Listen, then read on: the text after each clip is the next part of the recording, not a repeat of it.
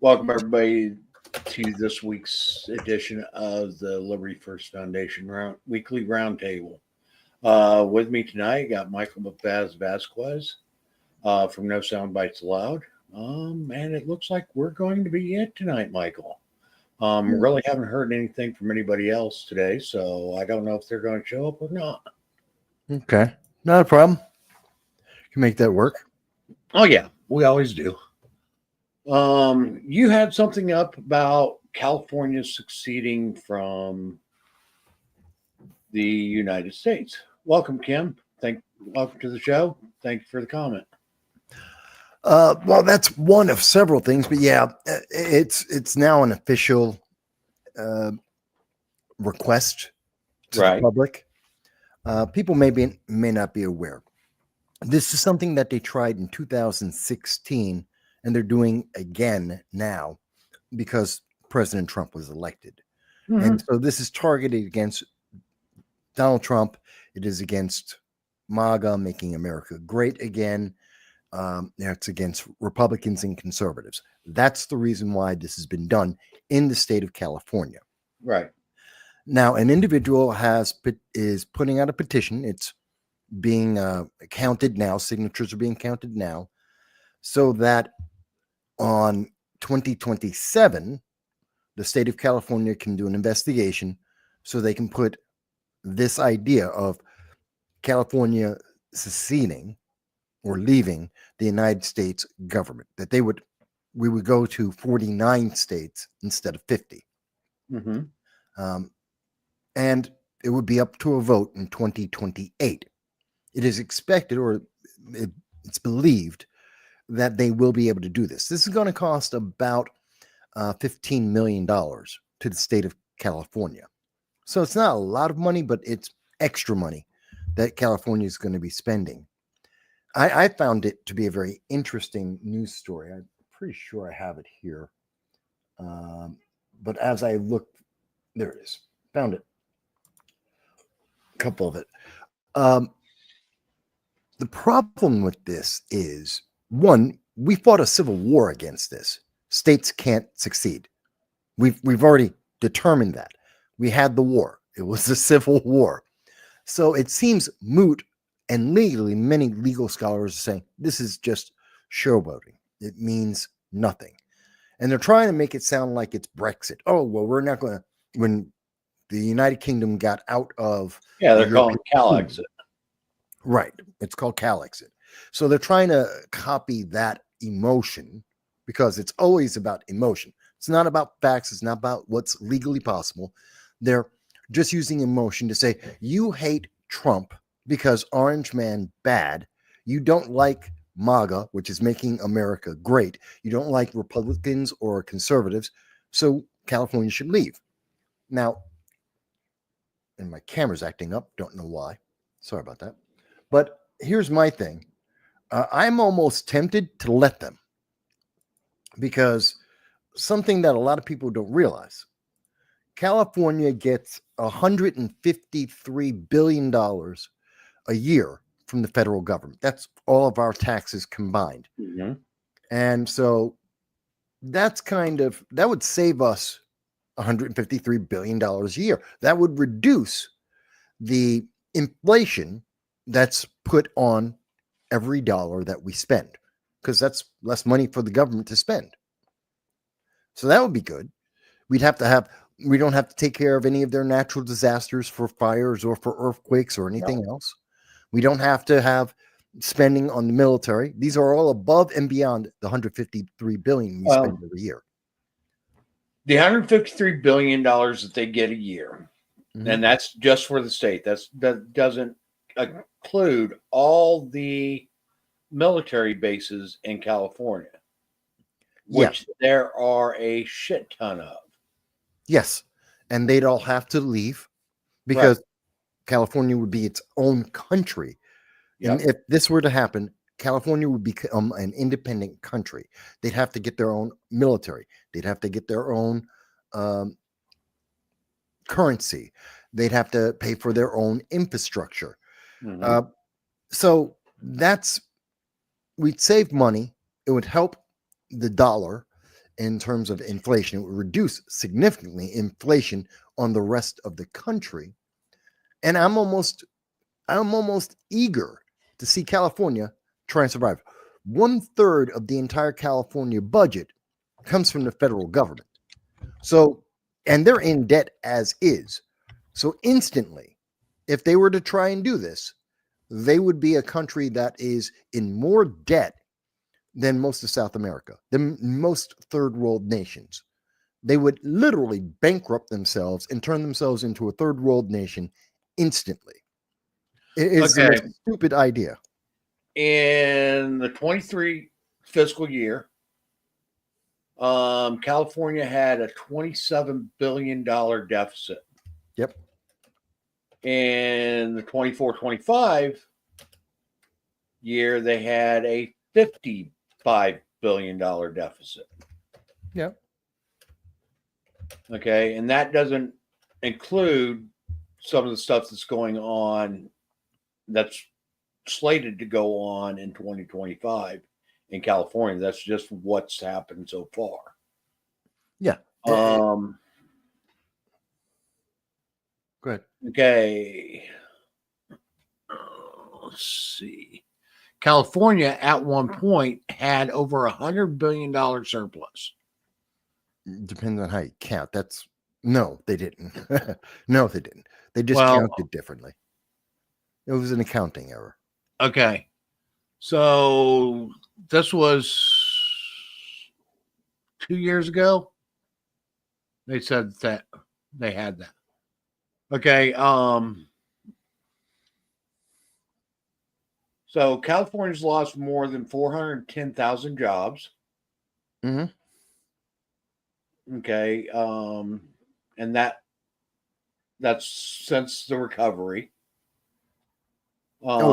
They're not even counting if they're not part of America.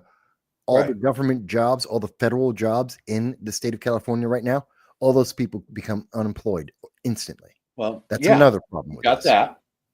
Okay. So the Federal Reserve that's in San Francisco would be gone. Mm-hmm. Multiple government offices that are stationed in California, like branches of the FBI, ATF, DEA, and so forth, that are basically West Coast regional offices. All those are gone. Our federal ports are shut down. Mm-hmm. So yeah, they lose all of that and more. I mean we haven't even gotten into import, export of goods or anything else. Power generation, water management, sewage. Because items coming to the United States would no longer go through California. Right. They'd have to go up to Oregon. Right. They'd have to make deals about international trade with the United States for everything that's shipped in and out, all of the food. They'd have to make new deals with everything. And they have no power to negotiate. So this is the actual individual. And they're just wanton travel to other states and so forth. That's no longer valid.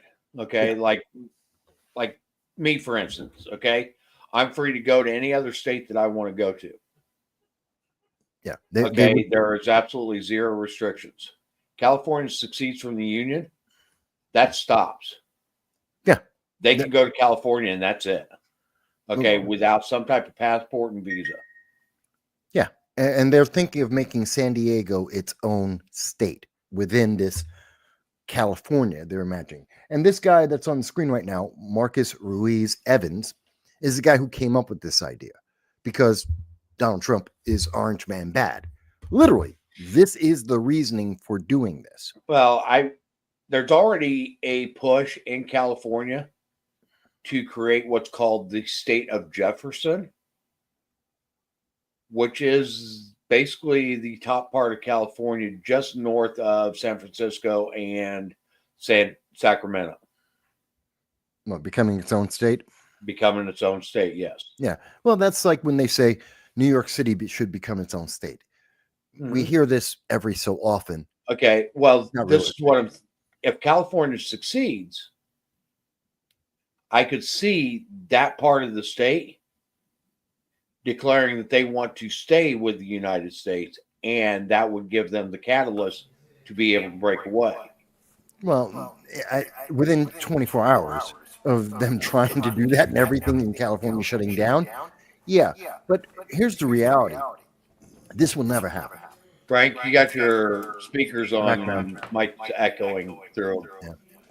Um, this is never going to happen, though. And the most simple reason, besides everything we've just laid out, it is financially, politically, um, it is structurally, infrastructure. There's no way that this works.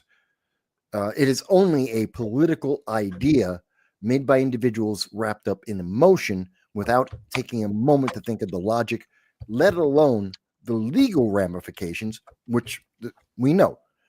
We already fought the Civil War. You can't do it. But even beyond that, here's the number one reason why California will never leave the United States. If they leave, there's 52 senators, members of Congress, House of Representatives, that are from California, plus 2 senators. If California were to leave, they lose all of that representation. All those Democrats disappear from the House of Representatives and from the Senate. The remaining Democrat Party would be devastated for decades. They'd never be able to recover.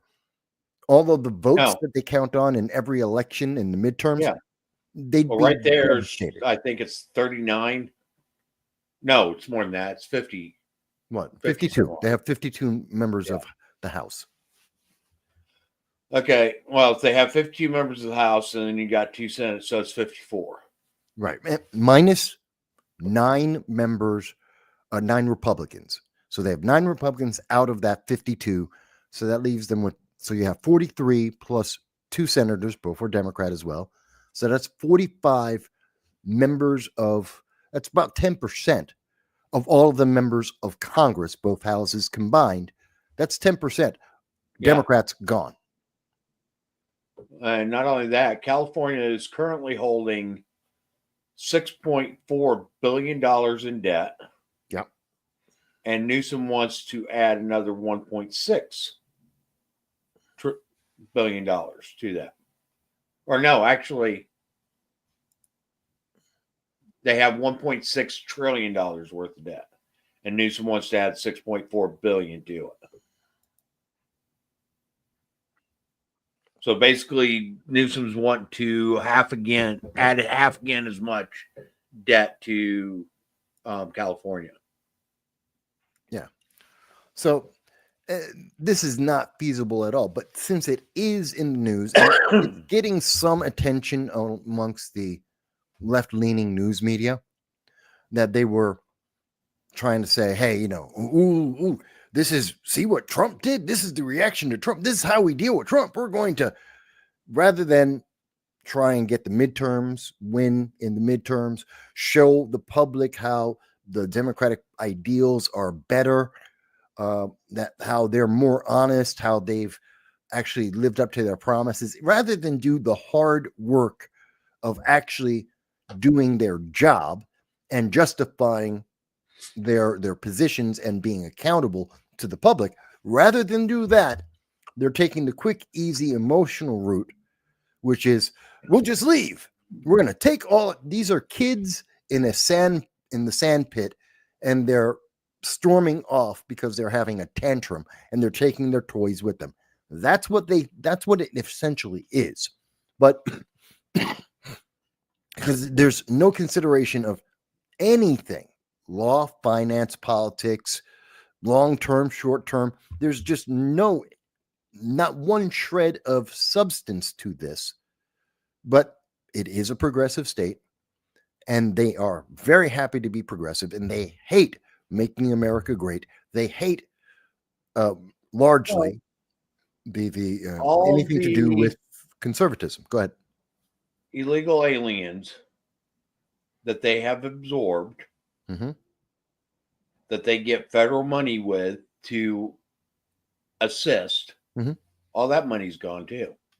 Yeah, there is no way that this is feasible. And again, most legal historians, most lawyers, they're laughing at this. This is just a funny joke. But Well, there is a progressive movement, individuals like the Democratic Socialists of America and the mhm. far left that are taking this seriously. They think this is real, and they think it's viable. Constitutionally, there is nothing that would prevent California from succeeding from the Union. Well, Um, and yes, we did fight a civil war when the southern states succeeded. yep. But that wasn't because they succeeded, it was because of other reasons. Well, So, go ahead. I mean, there is precedent for it and so forth.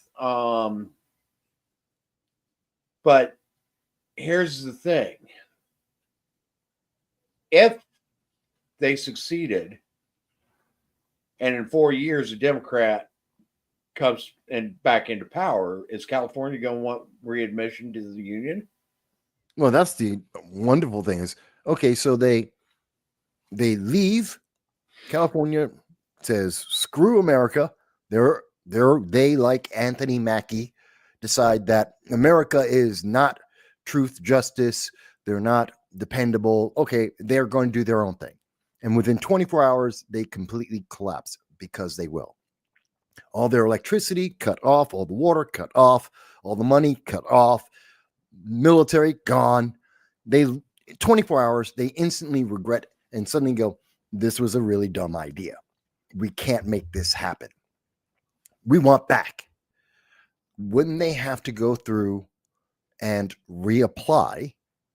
Like if we were to have a new state, they would have to go through, and every state after the original 12, there were conditions that they each had to meet to qualify, including ratifying the Constitution and their state Actually, constitution. I was wrong on that. They don't have to re-ratify they don't have to ratify the Constitution, because when they become a state, it is automatically assumed that they ratified the Constitution. Okay, that's a stipulation of their becoming a state, is that they accept It. Okay. the Constitution. Okay. So there is no ratification convention or any of that stuff. There is a vote though that has to happen within the state in order for them to become a state again. They would have to put forth their constitution for approval by the federal government. They would have to remain a Republican form of government in order to be readmitted. They have to show some type of financial solvency in order to be readmitted. And there's the part that makes me say, I kind of want them to do this because it won't last more than a day. Look at the chaos that happened when Trump, for a day, said grants and funding would stop. All of a sudden, we had every one of the bluest states in the entire country, their attorney generals all came together and put forth a public laundry list of how inefficient and ineffective each and every one of these states were. All of them Democrat states, all of them in massive debt. And each and every one of them cannot function without the federal government. Every single one of them put out a laundry list of all the things that the state is responsible for that they cannot fund and cannot do because they are dependent on someone else's money. And that means they have failed the people of each and every one of those states. That was Illinois, that was California, that was New Hampshire, that was Rhode Island, it was New Jersey, New York. They can't function. Illinois. They were all on this, and they were putting out, this is what our state can't do. We can't feed our kids. We can't take care of the sick. We can't run power. They can't do anything. And they're saying this like, oh my God, Trump, you're being so mean. No, Trump's pointing out you have failed. If you can't do anything in your state, nothing can run without federal money, you have failed.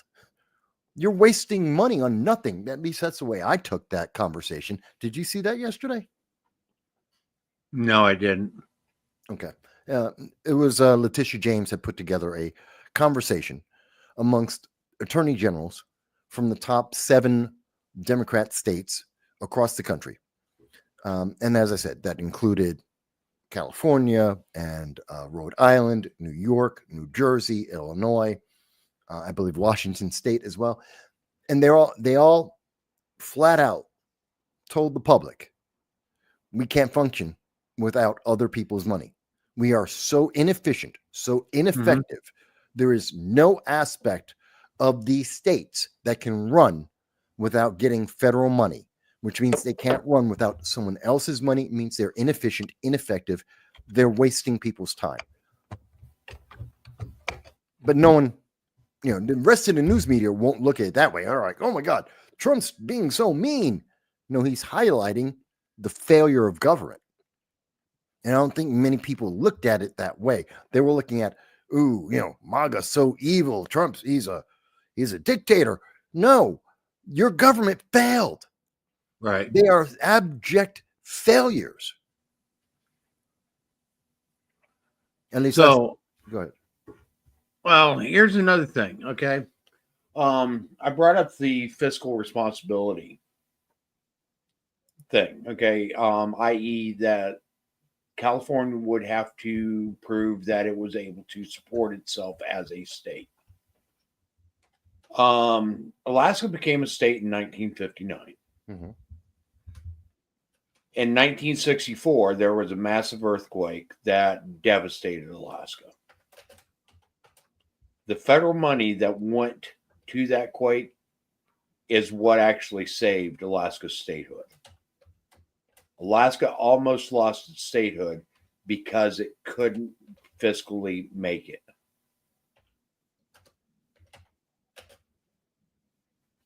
Okay, so this isn't something that I'm just pulling out of the air. This is something that has come close to happening in the past, where a state that has became a new state and almost lost that.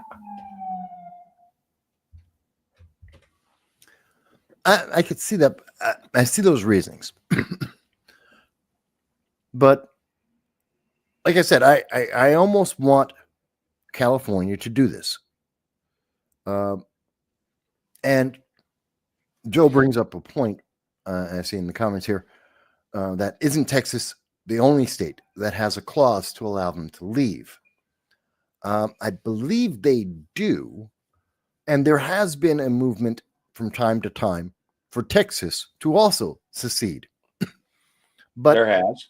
But here's one of the things that I want to bring up. Okay.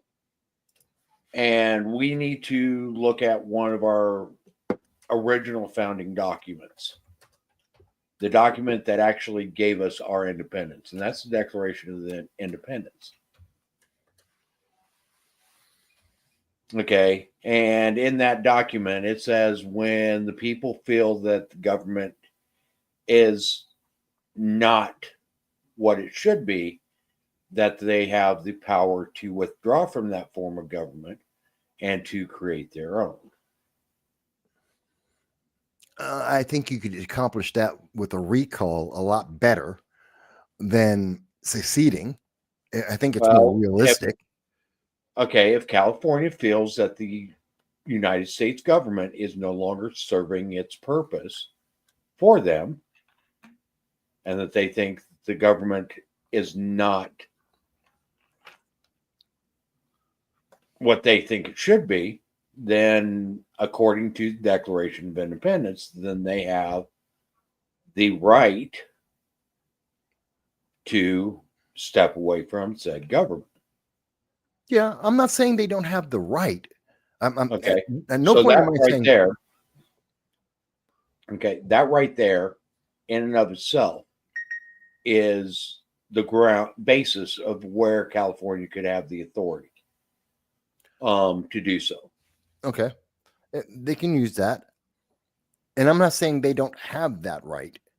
And again, I kind of want them to do it. I mean, I'd be more concerned if Texas left, because Texas actually has better, is more vital to the United States in many ways. But sure, let them go. I think it will be the best realistic, real world, instant reality wake up call to all the snowflakes and all the indoctrinated kids in Harvard and Columbia and all the other colleges. It's the instant wake up call that, yeah, your ideology, your feelings will not run a government, will not Um, run a country. It's a Here, failed ideology, and let them do it. It would be, they love to run social experiments against everyone else. Fantastic. Here's a here's social one of the experiment things that against them. they are banking on. Okay, is ranking, and I'd have to double check the statistics on this. Okay, I know not that long ago, California was ranked as having the fourth largest economy in the world. Yeah. Okay, well, what people don't realize is if California does withdraw from the union, their economy is in shambles because a lot of what makes up their economy no longer happens. Yeah. Everything comes out of the United States. The Okay, infrastructure because they would have to completely reestablish their trading with the United States. and everyone else Okay, in the world. agree with import regulations and so forth, which they don't have to submit to now. And then there's several other things that they would have to deal with along that. So their economy would go from being the fourth largest in the world to substantially less. They'd instantly become a third world nation and one of the poorest third world nations on the planet. Right. It's like I said before. And, Yeah. and the United States is one of the things that really props up California's economy. And that's, they don't realize how ingrained, Californians don't realize how ingrained their economy is with the United States. A lot of the funding that they get, subsidy funding that they get for their agriculture stuff, gone. Yeah. But like I said last night, and people can look this up, in the Attorney General's call with Letitia James and the Attorney General of California, amongst others, highlighted all the things they need the federal government for. And now they're talking about they want to secede. Well, you just had your Attorney General just say you can't run, your country can't function without Big Brother United States federal government funding, just printing money, make the money go burr to be able to keep you going. And now you're telling me, no, but we'll do it. We'll go independent. I think it's the biggest joke. And I think it will be a great lesson for all the socialists in America, all the progressives in America, to watch California just implode. Let them do it. I'm actually kind of interested. I mean, let the rest of the country vote. Do we want to keep California? Do we even want California to be part of America anymore? How about that? They can vote whatever what. Let's vote to see if we want to keep them. I don't think they want to actually have that vote. I don't think they want the rest of America to decide, do we really want this hotbed of progressive ideology that has hurt America in terms of society, in terms of social interactions. They've done more damage than I think they're worth at this point over the last 30, 40 years. I don't think they want that, but it's, again, that was a story. And considering what the AG said yesterday, the admission that they are incapable, not unwilling, incapable of running their government even for a day without someone else's supervision and someone else's money. It just tells me that, progressivism, socialism, they don't work. And I think that's part of why Trump cut the funding to grants and to other programs, all the federal funding. I think that's part of why he did, is to point out how badly managed, how badly governed many of the states are in our country. And it tends to be isolated, massively isolated in just the progressive blue states. So that was one story. Yeah. Well, I love how Trump's been literally axing people left and right. Oh, he's fired a slew of people. Before we get to that, can I mention also? There's this. I covered it yesterday. A bill in New York, but I think it's important for the entire country, and it's getting zero attention because everyone's focused. I mean, RFK, the confirmation. That's a big deal. I'm sure we'll talk about that. Trump firing so many people. The mass deportations are actually happening. Lots of things that we can get to today. But did you know about the electric school buses? Like in New York State and in many states, that they're there's multiple pilot programs. I've actually had to work on several of these buses. Okay. Transportation supervisors are livid. Okay. So for those who don't know, in New York State, which is very similar to California and many other states, because of the climate change emergency, because it's a priority, just like everything else is the priority under the Biden-Harris administration, Kathy Hochul, New York State's single-party Democratic rule, decided we're going to take all the school buses, 400,000 school buses in New York State, and we're going to convert them, force every community to change them over to electric vehicles. Now, they say it's only going to cost about $500 million. No, the actual cost is $20 billion. That's to build all the garages so that they can charge up all the vehicles, and buying each and every one of the vehicles. Each bus, school bus, 72 students, costs about $400,000. It costs twice as much as a gasoline-powered bus. Now, as Mike is saying, and he has the experience in this realm, that, and I know I've heard from this from several counties around New York State. They either counties, cities, communities, school districts say they can't afford this. It would bankrupt them because the taxes that would be imposed on the regular person is astounding. They can't afford it. They can't afford the upkeep because anytime any one of those buses gets, any of the batteries get cracked, they have to replace that. That's $110,000 each bus for that. And we're in a state that has a lot of snow, a lot of potholes, a lot of really bad roads.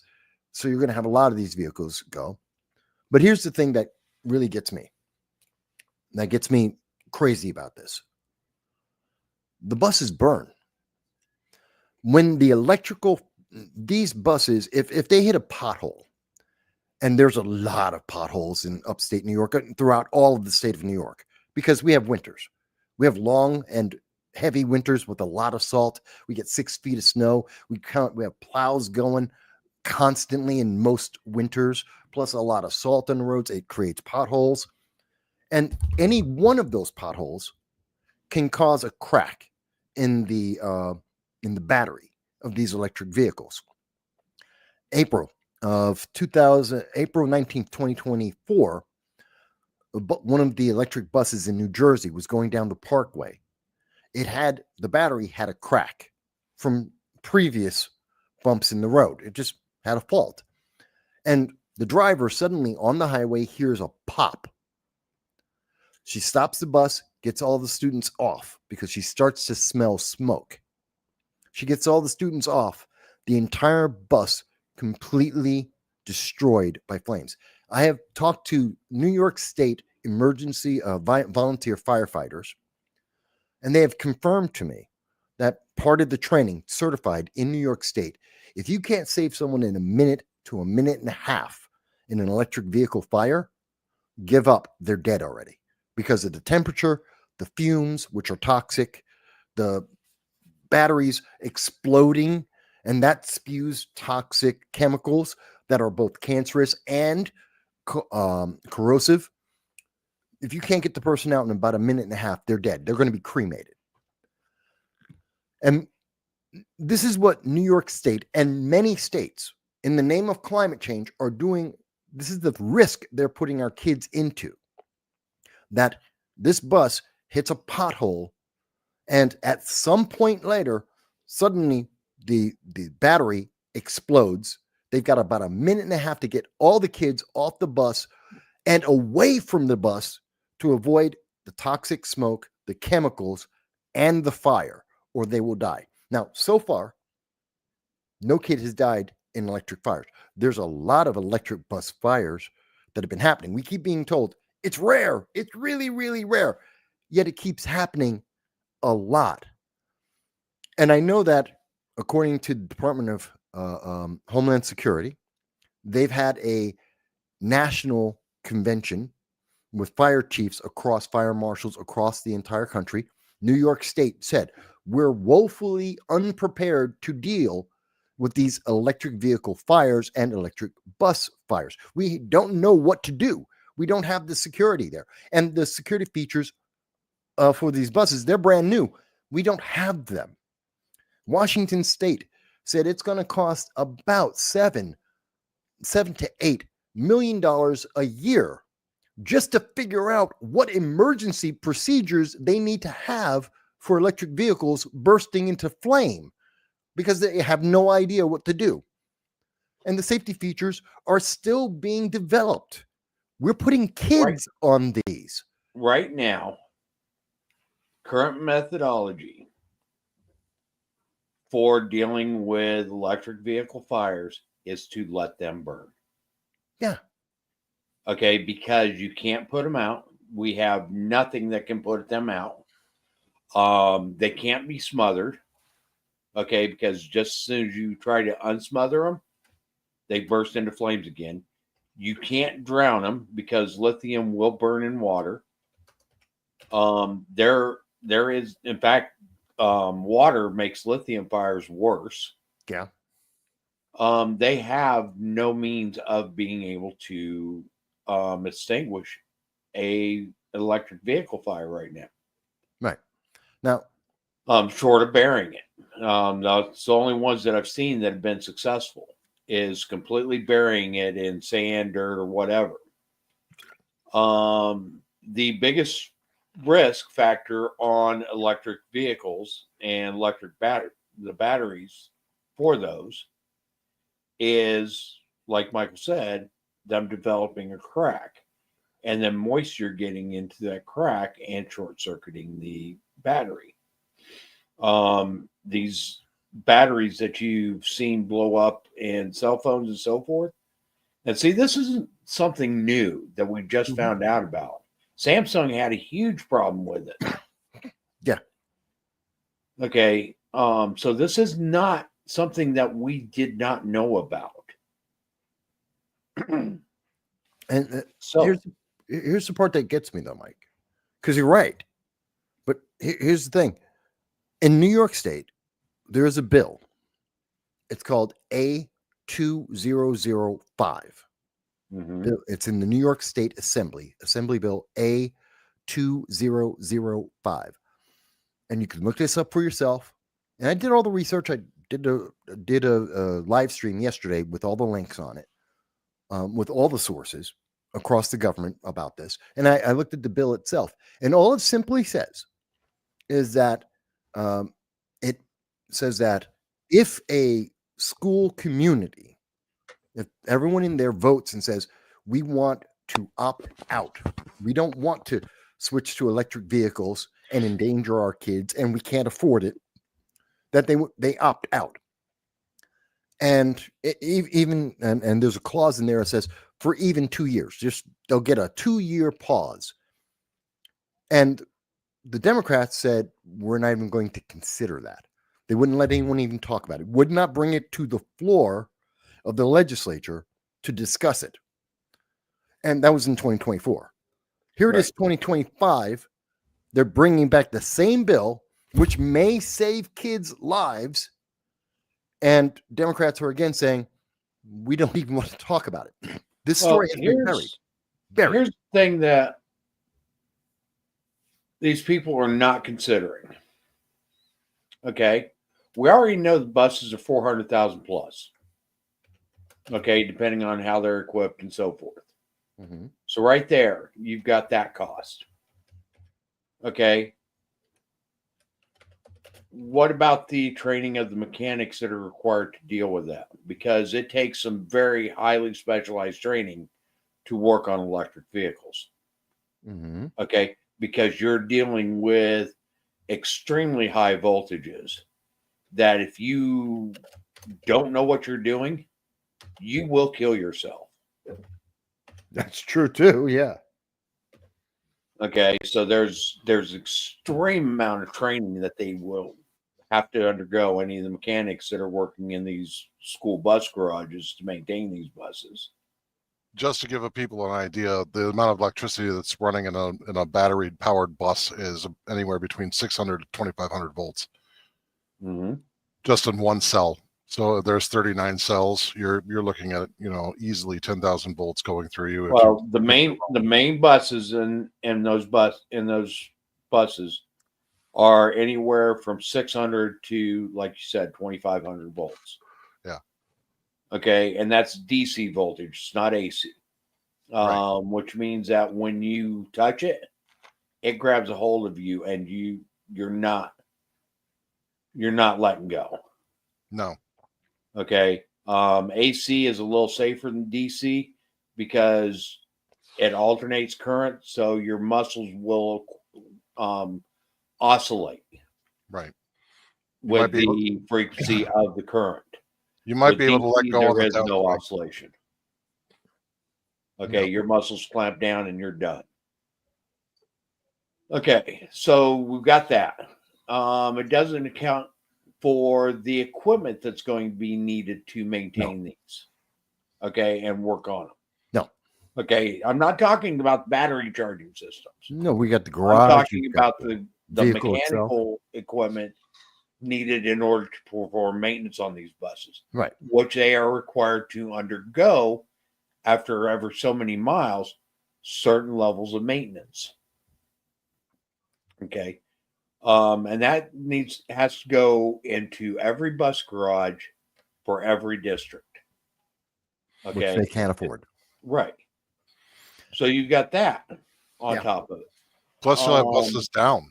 You'll have buses down and they can't be repaired on site. Sometimes they have to be sent back to the manufacturer. I know this because I work on them. So you're going to have that cost too, which is astronomical. It's almost as much to send it back to get it fixed as it is to buy a new one. I've seen, according to data that I've seen, is $110,000 to replace the battery, which is the cost of a brand new gas powered 72 vehicle, 72 passenger student gas powered bus. Yeah, it's ridiculous. Now, let me look at an entirely different part of this, though. We're talking about government. We're talking about constitutions. We're talking about failures of the government and sometimes successes. I can't imagine that the news media and the state legislature are saying the potential lives of children are not worth talking about. The news media will not cover this. You wouldn't believe how much difficulty I had to spend most of the day collecting data about electric vehicles, electric vehicle fires, and that's hard enough. But electric buses that students are on, virtually nothing. Yes, we know about I know about a bunch of the fires that have happened, but to find out, and even in most of the articles, they should say, oh, the bus is on fire. They don't mention until you search for it that it was an electric bus. But to find out the details we were talking about now took me an entire day. No one in the news media wants to talk about this, even as they are forcing these electric vehicles into communities across the state and taking our tax dollars to pay for it, but they won't let us talk about it. It will not get onto the floor of the state Senate or the state assembly. They will not talk about it in the news media. They will not have this conversation with parents. And I'm afraid that it's going to take a bus full of kids burning alive in one of these electric vehicles because it got a crack. It hit a pothole that causes it to crack. And before anyone notices it's going, this thing, they go up in a minute and a half. That's it. And no one's going to be able to save these kids. And we could have prevented that, or at least prepared for it. At least, I don't care if anyone buys an electric vehicle. You want to save the planet, you want to look trendy. I don't care what your reason is, go for it. You're a grown adult. Make your choice, take the risk. It's up to you. We're talking about kids. They didn't get to vote on this. They didn't get to discuss this. They don't even know that it's a risk. That's my part. That's the part that gets me really agitated about this. Okay.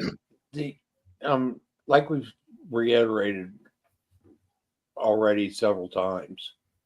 Okay. The districts aren't going to be able to afford this, and it's not going to be paid for by the state. No, they're mostly what you're going to see is most of the contracts that my company deals with in terms of electric buses, you're talking international. The government subsidizes from tax dollars of the entire country to basically build these things and run them. So Canada, they're coming from Canada, they're coming from Poland, they're coming from England, they're coming from Scotland, they're coming from France. South America has a large hybrid bus system that uses hydrogen and electricity. Most of these are all international contracts. Very few of them are actually non-government, private-funded entities. Okay. Now, to be transparent here, okay, and this because I have firsthand knowledge of it. Most of the school districts get state money for buying buses. Yes. Okay, and it generally amounts to the state pays for about 90% of the school district pays for 10%. That 10% is still pretty expensive, though, when you look at your taxes. But that doesn't pay for all the stuff that is going to be required to keep these buses on the road. No. Now, on top of it, electric vehicles, and it's been proven already, there's been multiple studies done about this and so forth. Electric vehicles go through tires far faster. It's at least 50 times faster, if not twice as fast. It's the tires. Weight, right? It's the weight. It's the weight, right? Yeah. No. Much heavier. It's the torque. Oh, really? Yeah. The amount of torque the electric vehicles put out actually causes the rubber on the tires to wear faster. True. Okay. So you're getting about half the life out of tires as what you get with ICE vehicles. Yep. Okay, so you got that. You got a whole number of things. Okay. You're going, even the bus drivers are going to have to be retrained because electric vehicles operate a little bit differently than conventional vehicles do. So there's all kinds of costs that are not being considered at all in this. Okay. Not only okay, and I think it was Joel Dowling mentioned it in the chat. Upstate New York gets temperatures as low as 40 below zero. Mm-hmm. Okay. These buses aren't going to be able to complete their routes. That's also true. Yep. Yeah. Cold weather batteries die. Okay. They just simply are not going to have the capacity in the batteries to complete their routes. And the more batteries you put on there to increase that capacity so that they may be able to complete that, you get into a trade-off scenario. That's one of the things that we find out with aircraft, where you get to a certain point where the added weight takes away from the amount of gain that you get. Yeah.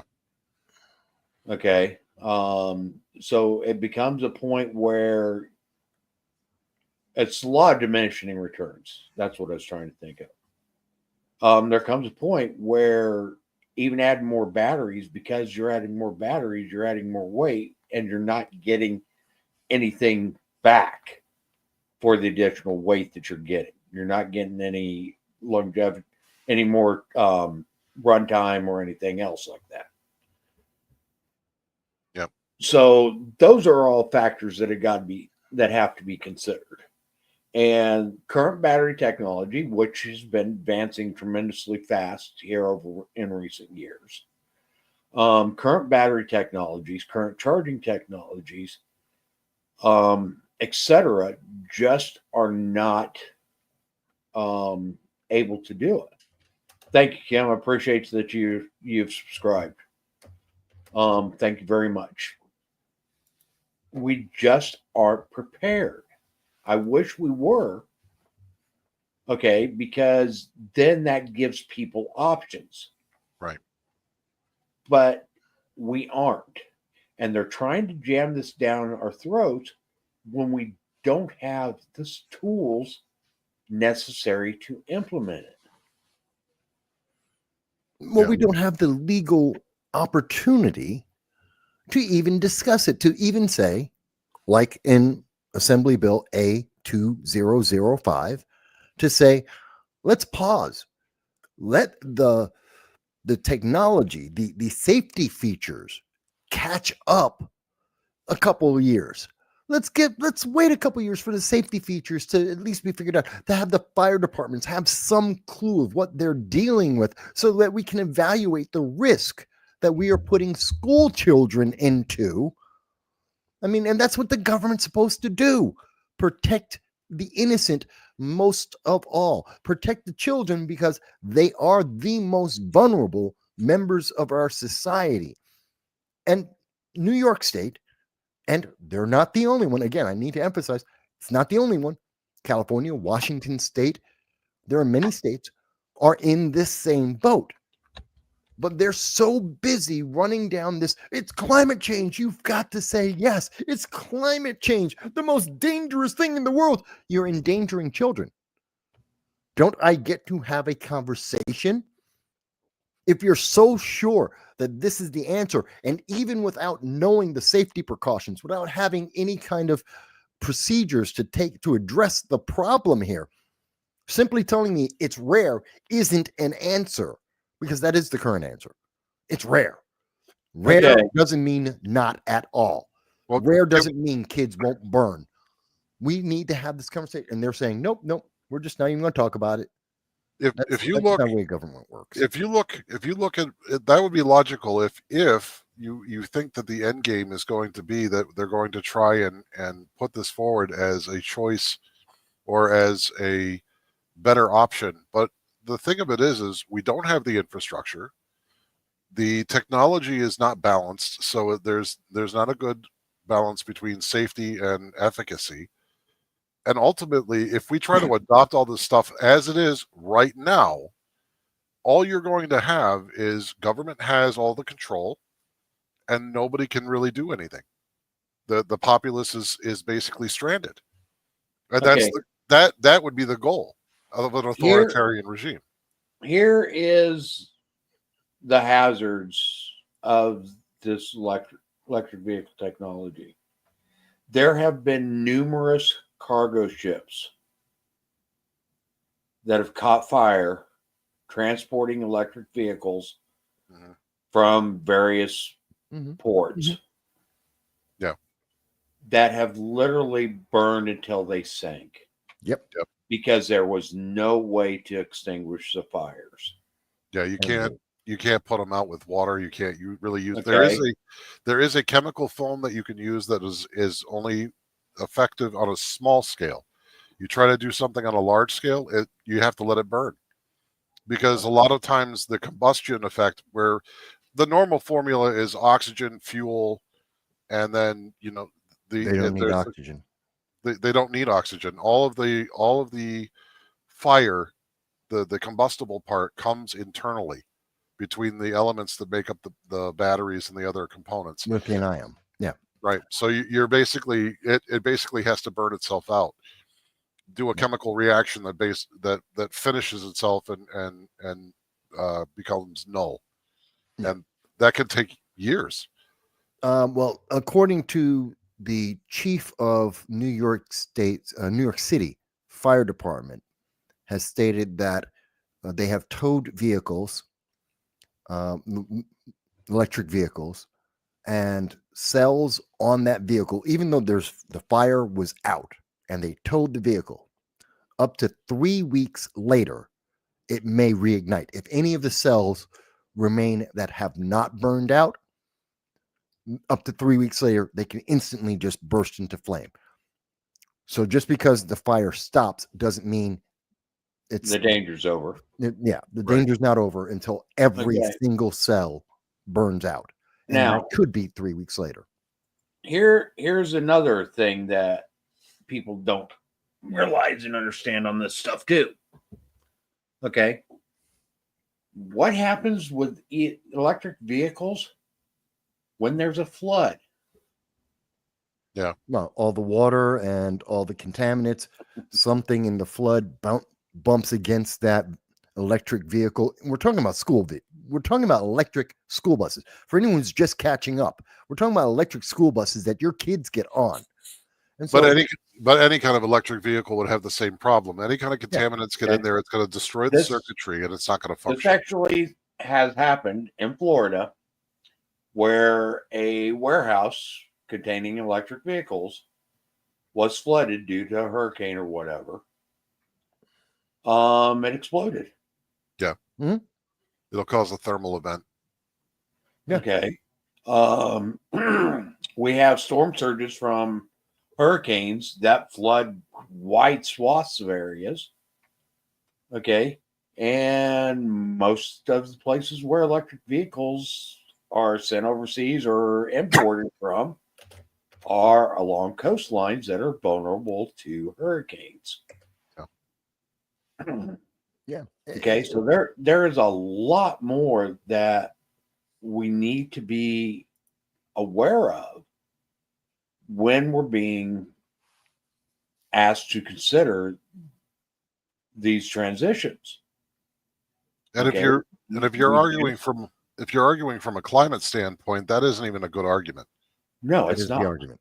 That is the argument being made by Because government officials. yeah, I know, but it's not even a good argument, because if you look at all the means that we have today to mine the materials and gather the materials that are needed in the raw to process in order to create the materials to build these things, you're actually doing more damage to the environment because of the way you have to get them.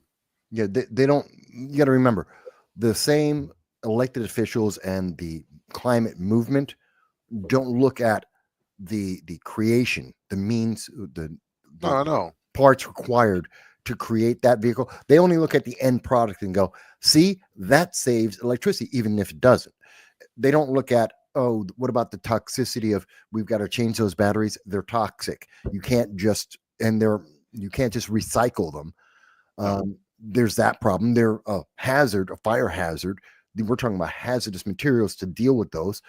Yeah, they don't talk about that. They don't talk about anything else. They just go, see, but I plug it into a wall, so it's saving energy, it's saving the planet, and not thinking about any other aspect. Because by saying, I'm going to plug this vehicle your kid's school bus is going to get plugged in. We're going to save the planet. Isn't that fantastic? And they stop there because that's the photo op they're going to use to get reelected. And no one's ever going to talk about and it's just like with California with the wildfires. Oh, forest management, we're protecting the forest. It's good for the climate. We're going to cut off the water because it's good for the climate. Oh, and then there's a fire. Oh, I don't know how that could have happened. I'm not responsible. Gavin Newsom, he's not responsible. He's the guy who put the policy in place. He's the one who maintained that policy. He made sure that the environment, literally the environment that Now, people were living in, let's was actually going to bring burn this at some point. Bring this back around. Yeah, go ahead. To the Constitution and federal government and so forth. A lot of these quote unquote mandated programs are being funded for through the Infrastructure Act. Right. And through the Inflation Reduction Act. Yep. Okay. So there's a lot of federal money going into this, which again brings us back to, does the federal government constitutionally have the authority to spend our tax dollars in that fashion? The answer is no. And categorically, the answer is no. If we look at the Constitution and how Congress is to spend our money, we will see that in, hold on a second,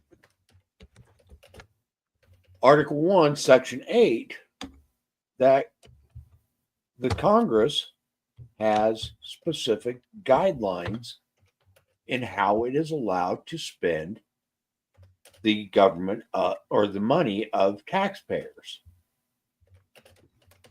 Okay, and I'm getting ready to bring it up here in just a second so we can all see it. So I'm not just paraphrasing this or any of that. So we're going to get this directly from the Constitution so that there is no questions. Okay, so Section 8, Article 1, Section 8, Clause 1 says, the Congress shall have the power to lay and collect taxes, duties, imposts, and excises to pay the debts and to provide for the common defense and general welfare of the United States. But all duties, imposts, and excises shall be uniform throughout the United States. Okay. To pay debts of the United States, that means debts that are incurred when they are actually following the criteria of what they are supposed to be doing, which is all detailed in Section 8 of the Constitution. Okay, it doesn't mean that they can pay for this program or that program, or we're going to help this state with this disaster, but we're not going to help this state with this disaster. No, general welfare means the welfare of the entirety of the United States, not subportions of it. Right. Okay, that's what general means. General means everyone. What would be an example? An example of general welfare? Yeah.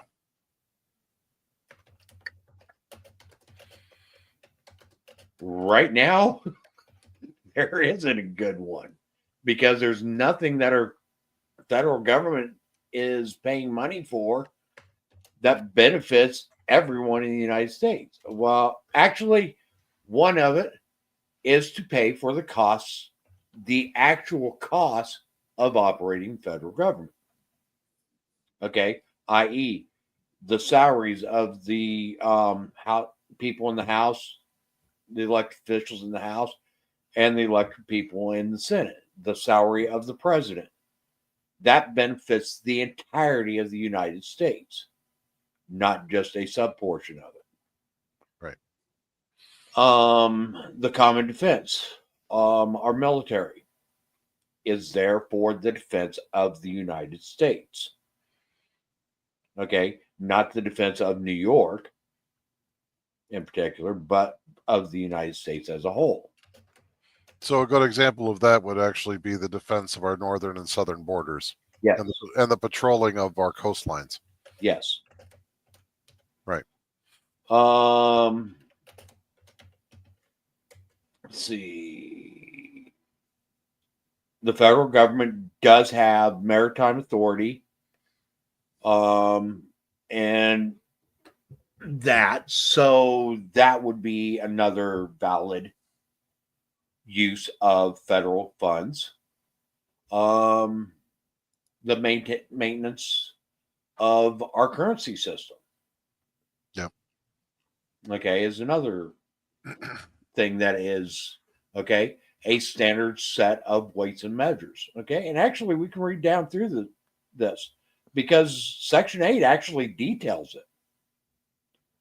Okay, to borrow money on the credit of the United States, to regulate commerce with foreign nations and among the several states and with the Indian tribes.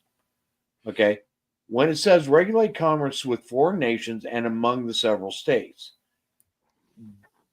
they like to try to use the Commerce Clause, which this is what it is, this clause right here, to say that they can regulate all commerce. No.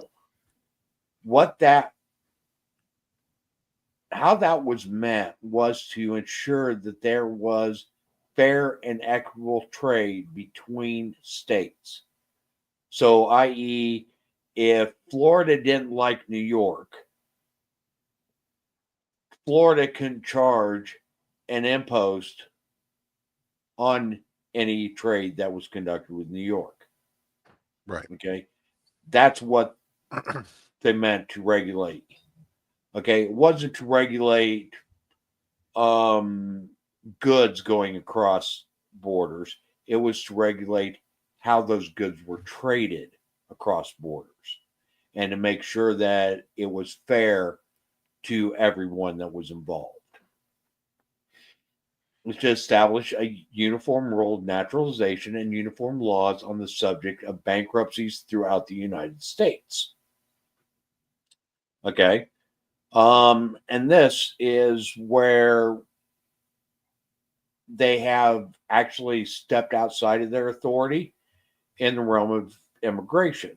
Okay. The United States, the federal government has the authority to create rules of what is required to become a citizen of the United States. Right. But they don't necessarily have the authority to say that people can't come into the United States. That is actually a state power. All right. But looking at Section 8, because as we said, the electric buses for these schools, for these kids, a lot of the money's coming directly and indirectly from the federal government. Yeah. Part of and there's nowhere in here that allows for it. See, so they're just printing money because, and this was a policy created under the Biden-Harris administration. It hasn't been addressed. I don't think the Trump administration even knows about it because, again, not getting a lot of news. Most parents don't even know about this. Most states don't know about it.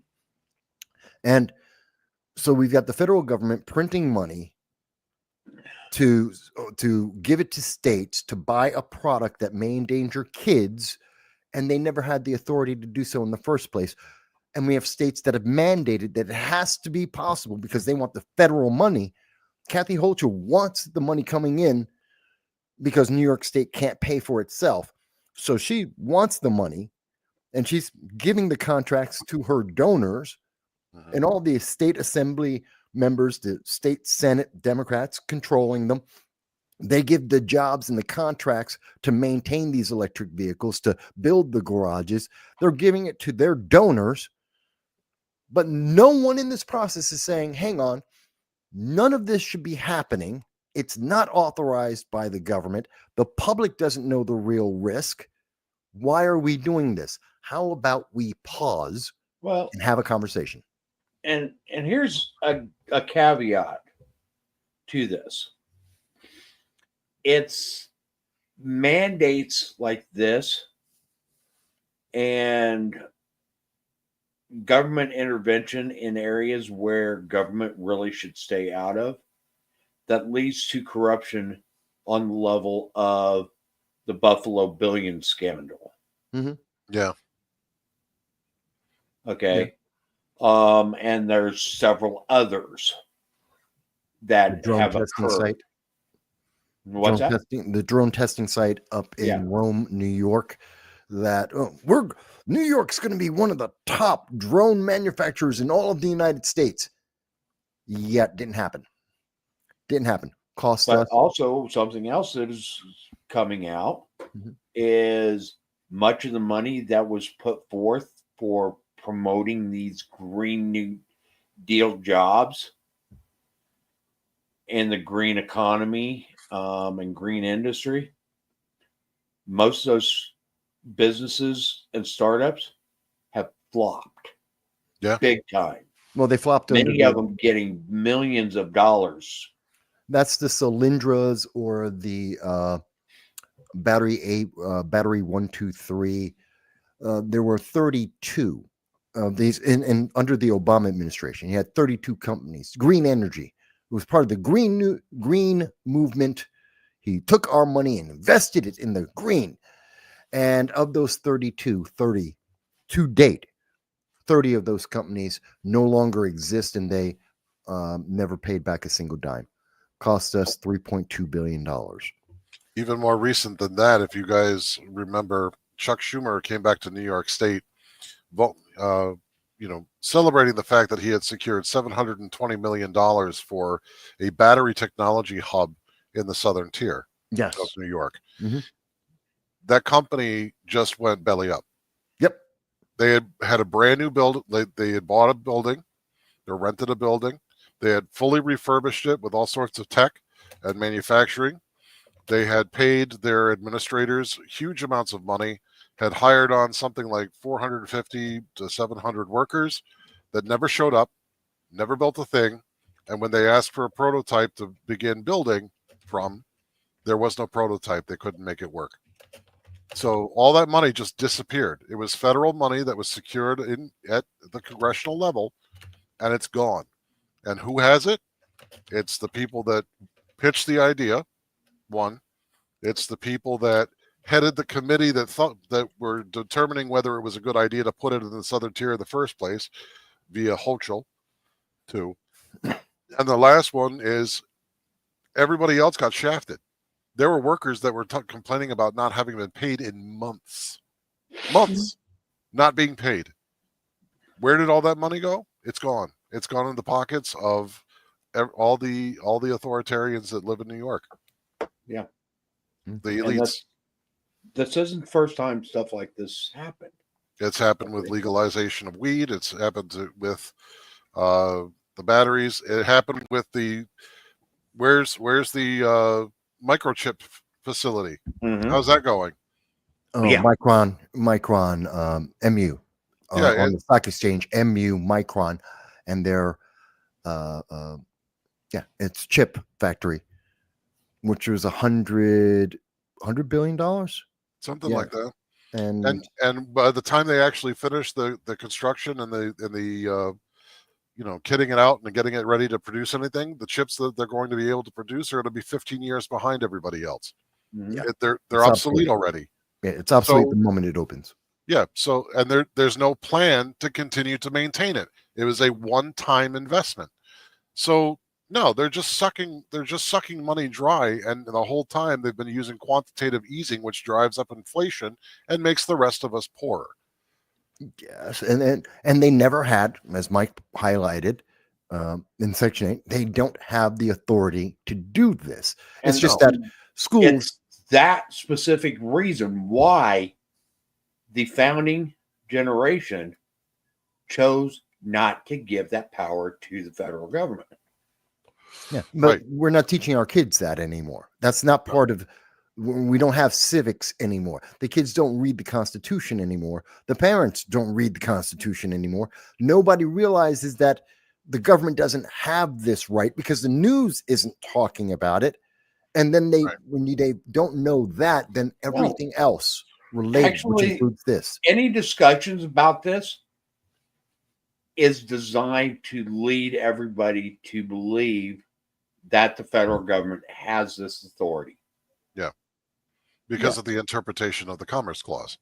Okay. And the truth is they don't. Mhm. Categorically, in black and white, read the Constitution. They do not have the authority to spend the money that they are spending. But that's why That is the real reason why Doge is needed. Yeah. And to give people some clarification, historically speaking, if you look at historically what happens when you have provinces or states that impose taxes and excises and imposts between trades of smaller scale governments, like say New York trading with Pennsylvania, for example, what was found is that states will always protect their own economies. And so without free trade, a greater mass or a greater country cannot exist. And this was best shown in the 1800s with the unification of Germany. During the unification of Germany in the 1800s, you take a look at all these different city-states that still existed across the face of Germany. You had Prussia, you had all these smaller, like Bavaria and Austria. They were all separate. Each one of them imposed taxes to trade with other people. Standards were different, products were different, and the cost of doing business was astronomical to the point where it encouraged poverty and no one could get wealthy, not even the governments themselves. And then it took Otto von Bismarck to wipe that all out. He said free trade between all the provinces of Germany, and almost overnight their economy boomed, and they had innovation, they had progress, and they were able to build things like railroads, and Germany expanded and became a very wealthy and powerful nation inside of Western Europe. Well, here's the thing. Okay. Inside of 5 years. Mhm. 5 years. Everybody looks at the rail barons as these greedy, nasty guys that were just out to make a buck. Right? You know, like Vanderbilt and others. The funny thing is everywhere that these quote unquote rail barons went and either bought up railroads or started competing against other railroads, the prices always went down. Yeah. And if these rail barons bought up the competition in those areas, the prices remained low. They didn't go back up to levels that were as high as they were beforehand or higher. They always remained low. No. So when a free market actually works and is allowed to do what it does best, a free market is unstoppable. It's unbeatable. Okay. Yeah. It will self-regulate its prices. It will self-regulate wages. It will self-regulate obsolete businesses. Yeah. Well, we're talking about that, but that kind of brings me to the other news that came out today. Obviously was RFK. There's a lot of news out there. Mass deportations, which we can definitely talk about. There's the funding. We talked a little bit about the funding freeze, but which was temporary. But RFK Jr. is a great example, I think, of with him being in charge of HHS. And one of the questions he was asked about, what is he going to do? Why did Trump pick him? for Health and Human Services secretary. What makes him qualified for that? And his answer was, well, we need someone to go into the NIH, National Institute of, I Health. forget what it's called, but to go into the CDC and to change the culture that they have. Because what they do now is someone gets an idea. There's a political preference towards one decision or another. Think of 2020. Think of an experimental medication. And there's this initial idea that's very popular with one political faction. And the CDC will latch onto that one idea from that political faction. They'll get a paper on it, some study done, and then they will not look at any other paper, any other study, any other peer-reviewed documents. They won't look at anything. It's just that one message, that one idea, and they will continue to just say, that's it. That's the only idea. And they will spend all their money saying, nope, that's how you have to do this. This is how we went from, in the space of 1 week, we went from you don't need a mask to you have to wear 2 masks.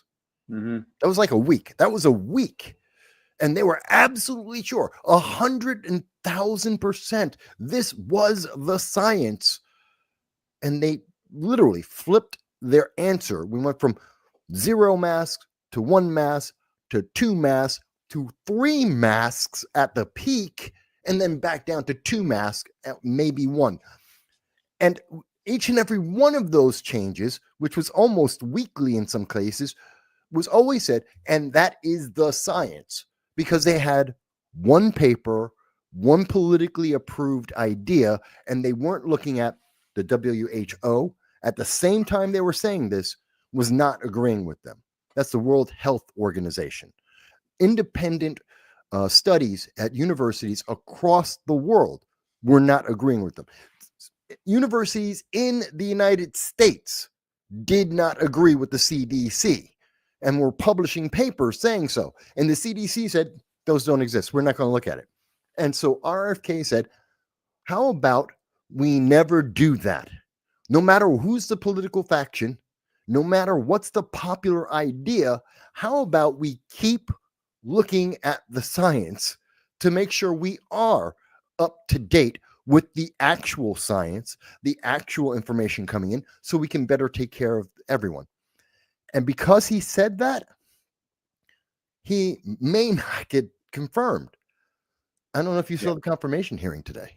Yeah, he should be. I want to step back here just a little bit before we go on with this, before we get too far away from this topic. Okay, Kim Husky said a free market should be void of monopolies. Mm-hmm. Okay, I do not agree with that. And here's the reason why. Free markets are the best means of directing capital into areas and industries where that capital is needed most. Okay. If a business is able to create a monopoly, then that industry is either dying and the monopoly won't last long, or there is enough demand in that industry to warrant other businesses starting up in that. Okay. Most of the time when a monopoly is established, currently it's because of government interference. In a free market, when a monopoly gets established, it's because that industry is dying and nobody wants to enter it. So the resulting thing is capital is not getting directed into that, and the monopoly is able to establish itself, and they're generally short-lived. Yeah, as long as the government doesn't regulate it into existence and maintain it. That's the whole point. It's the free market. Okay. So she says on here, or monopolies, or the monopoly has bought its competitors out. If the industry is that competitive where it is actually lucrative and it's bringing capital into that industry, other competition will come forth. Okay. It is impossible for a industry that is very volatile, i.e., meaning lucrative, where there's a lot of business going on, where there's a lot of capital need, for it to keep all the competition out. If there's money to be made, there will be people to invest in new startups in that industry. The caveat to that, and I think this is what Kim is alluding to. The caveat to that, though, is a lot of times monopolies will be created by individuals because they're lucrative. But then when it comes time to have competition start up because it's a lucrative industry, a lot of times these competitors can't start up due to government regulation of that industry. That's the key. Right now, small businesses do have a hard time competing with monopolies. Okay. Because of the government hoops that they have to jump through. Okay. More often than not, competition is stifled by government intervention, right, instead of encouraged. Yeah, and that causes a harmful monopoly to be perpetuated because we're not operating in a true free market. And that's the issue. It's like the government should not be picking winners and losers through regulation. They should actually be encouraging people to compete in a free market so that they're able to take advantage of that industry and basically provide the supply for the demand that exists on its own without government interference. If the demand's there, competition will always be created. Okay. And monopolies won't be able to exist. Okay. And yeah, they may try to buy out their competition and so forth. It just means that they're going to waste a lot of money buying out their competition. Okay. And eventually at some point they won't have the capital to buy the new competition. Right. Or like I said, the industry that they are in is in the process of dying and they won't be long lasting anyway. A good example of that is actually New York State. It's very hard. Unless you check certain boxes, it's very hard to start up small businesses in competition in New York State. It's one of the most unfriendly states in the United States when it comes to business. Unless you have a large pool of starting capital, in which case then you can kind of grease the wheels of commerce.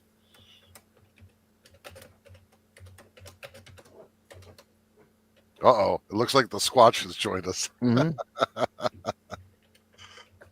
Yeah, it's going to be interesting, I think, to see if Trump is able to facilitate the new golden age of the United States, as he describes it. I think it's absolutely, well, he has been getting it done in terms of, we were promised for a long, long time. Mass deportations, not possible. We don't have the manpower. We don't have the planes. It will kill our economy. Everything. It would all happen instantly overnight. It would absolutely fail. The answer is no, it didn't fail. It's actually possible and it is viable and it is happening and our country's becoming safer because of it. And in that same vein, we were told, and we were talking about it before, and I know some people were mentioning it here in the comments, with RFK today in the confirmation hearing. We were told, oh, RFK, he's insane. He's crazy. He's horrible. He's evil. Literally, Democrats have come out and said he's evil. He wasn't evil when he was in the Democratic Party. He wasn't evil when he and his family were donating to every single Democrat. He was perfectly fine. But now, because he decided to be an independent, because he knew, like we have all now been confirmed, he knew that Joe Biden was a part-time zombie president. He knew America needed to go in a different direction. He instantly became a traitor to Democrats and evil. And and every news story about him has only been negative, even though making our kids healthy is a positive that everyone should be able to agree with. I would not vote for RFK Jr. For president. I would not. I do not agree with him on Right. many issues, but I think he's the right guy. He's got the right heart. He has the right intention, and he's smart enough to be able to run the Health and Human Services. And he said that that's what today. he was literally running on when he's running for president. Part of it. Yeah. And I agree. I think he would be the wisest choice. And I really hope that whatever they're doing right now as far as the confirmation hearings go, I'm hoping that we can apply enough pressure to the senators to actually get him confirmed. I don't know that it will happen, but I want to see it happen because I believe that he's right. That he's a good pick for that position. Trump's correct in that. RFK is right in that, and I do want to see some, I do want to see big things like big pharma and our culture of medicine change from perpetuating patients to actually getting healthy and curing diseases. Now, Elizabeth Warren was all up in arms because RFK wouldn't say that he wouldn't sue Big Pharma. Well, Correct. which is really silly considering that she was one of the proponents of Big Pharma mandating an experimental drug being put into all of Americans. So she's a little funny with now saying that, oh, yeah, we should be able to sue them. She was the one backing them up. You have people like Bernie Sanders. He wanted to talk about climate change. Literally, one of the questions he was digging in. This is about Health and Human Services, the CDC, the health of our kids. And Bernie Sanders was literally asking during the confirmation, said, hey, what do you think about climate change? Because President Trump, he doesn't like climate change, man-made climate change. He doesn't believe in that. Where do you stand on that? Do you believe what Trump believes? I'm like, why are we talking about that? And RFK did say, well, it's not relevant. We're talking about Health and Human Services. My views, Trump's views, doesn't really matter. We're talking about Health and Human Services, not climate change. Right. And then Bernie said, well, okay, well, we'll just go for it then. Because all he wanted to hear is Trump's wrong. He wanted that quote so that he could plaster it on his reelection. Oh, right. See, even RFK, the evil former traitorous Democrat, even he agrees that Trump was wrong. The other thing I thought that was really interesting throughout the entire thing, the Democrats kept saying they were after RFK because he's evil and he's bad and he's a traitor. And I noticed that was the theme of the whole thing, is say that Trump is bad. Orange man bad. That's all they were asking for, is say orange man bad. They weren't really concerned. It's, yes, you're a traitor and we're never going to vote for you. Not one Democrat will vote for RFK. It's all the only people that he's going to get votes for are Republicans. And the question is, will he get all 52 or will he get just 50? That's really the question. But the Democrats weren't thinking about, can we make the CDC better? Can we make healthcare better? Yeah. Can we get rid of the chemicals that are in our foods, just like Europe did, just like around the world they removed these chemicals out of the foods in many, many, many countries? Why can't we do that in America? And this is a guy who's saying, that's what I want to do. Yeah. And they're saying, oh, well, that's not important. Say orange man bad. That's all they wanted. Bernie has really missed out on an opportunity, because he, as much as I dislike the man, as much as he's a communist, he really has missed out the opportunity to stick it to the Democrats who shafted him not once, not twice, but 3 times. This is his moment where he could actually turn around, support RFK, do something good, and actually improve his image, as opposed to basically bending over and letting the Democrats continue to rape him. That's essentially what he's doing, is he's kissing the ring, he's slobbering on their feet and letting them step all over his neck. He really missed out on an opportunity to really stick it to them and be like, you know what? you know what, guys? This RFK is great. We're going to go ahead and get RFK because at least he's smart. You know, he would No. have some pull. He sold out. He did. sold out in 2016 to get Hill. They gave him another house, and he said, "I'm with the Democrats now." And Hillary's fantastic, and he's been on that train ever since. Ask the Bernie Bros; they will tell you. 2016, Bernie sold out, but he keeps trying to say, "I'm independent. I have this unique, different view, and I'm a socialist." Except when Democrats say, "No, get back on the plantation. Get back on the plantation. Stop. You had your fun with your little socialist friends. Get back over here. Stop talking to AOC. She's way too young for you. And now, and get back to pushing the Democratic approved message." And he does over and over and over again. He did have, and I got to say, Joel made a good point. And I forgot this. Bernie Sanders, in talking to RFK, did say, tried to force RFK to say, well, healthcare is a human right. You agree with that? You have to. And RFK said, well, maybe it depends how you define it, and it's not necessarily correct. And RFK is correct in that. It's true. And then Bernie went on to say, well, every country in the world except the United States believes that healthcare is a right. He lied. That is a bald-faced factual lie. In fact, now to be fair, 74% of countries around the world do mention healthcare as something that should be available for their people.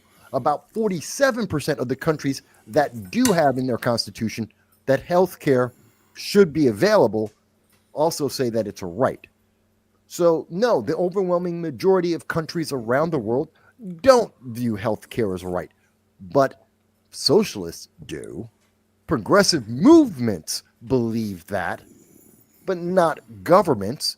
But he's lying, and no one called him out on the stage, and it was all to try and make RFK, Trump, and anyone on conservative to look evil. Don't see, you're doing something. The world knows this. It's just you evil people who want to oppress people. Oh yeah, he's really impressing people when he says, let's get less medications and chemicals out. Let's get medications and chemicals out of people's bodies. That's so evil. I mean, guys, Well, doesn't that sound evil to you? Yeah, I would Here- actually like here's- to be off my medications.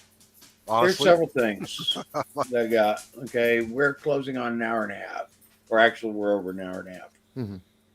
And a few things I want to get to. Okay, one of the big things that everybody's just going batshit crazy about is the amount of funding that Trump has been cutting. Yep. Okay, and honestly, I think it's outstanding that he's doing so. Okay, one of the big things that he cut was the free lunch program in schools, and he's also cutting Medicaid. Okay, neither one of those are authorized in the Constitution. Right. And everybody's just going nuts. We do this to vulnerable kids and seniors.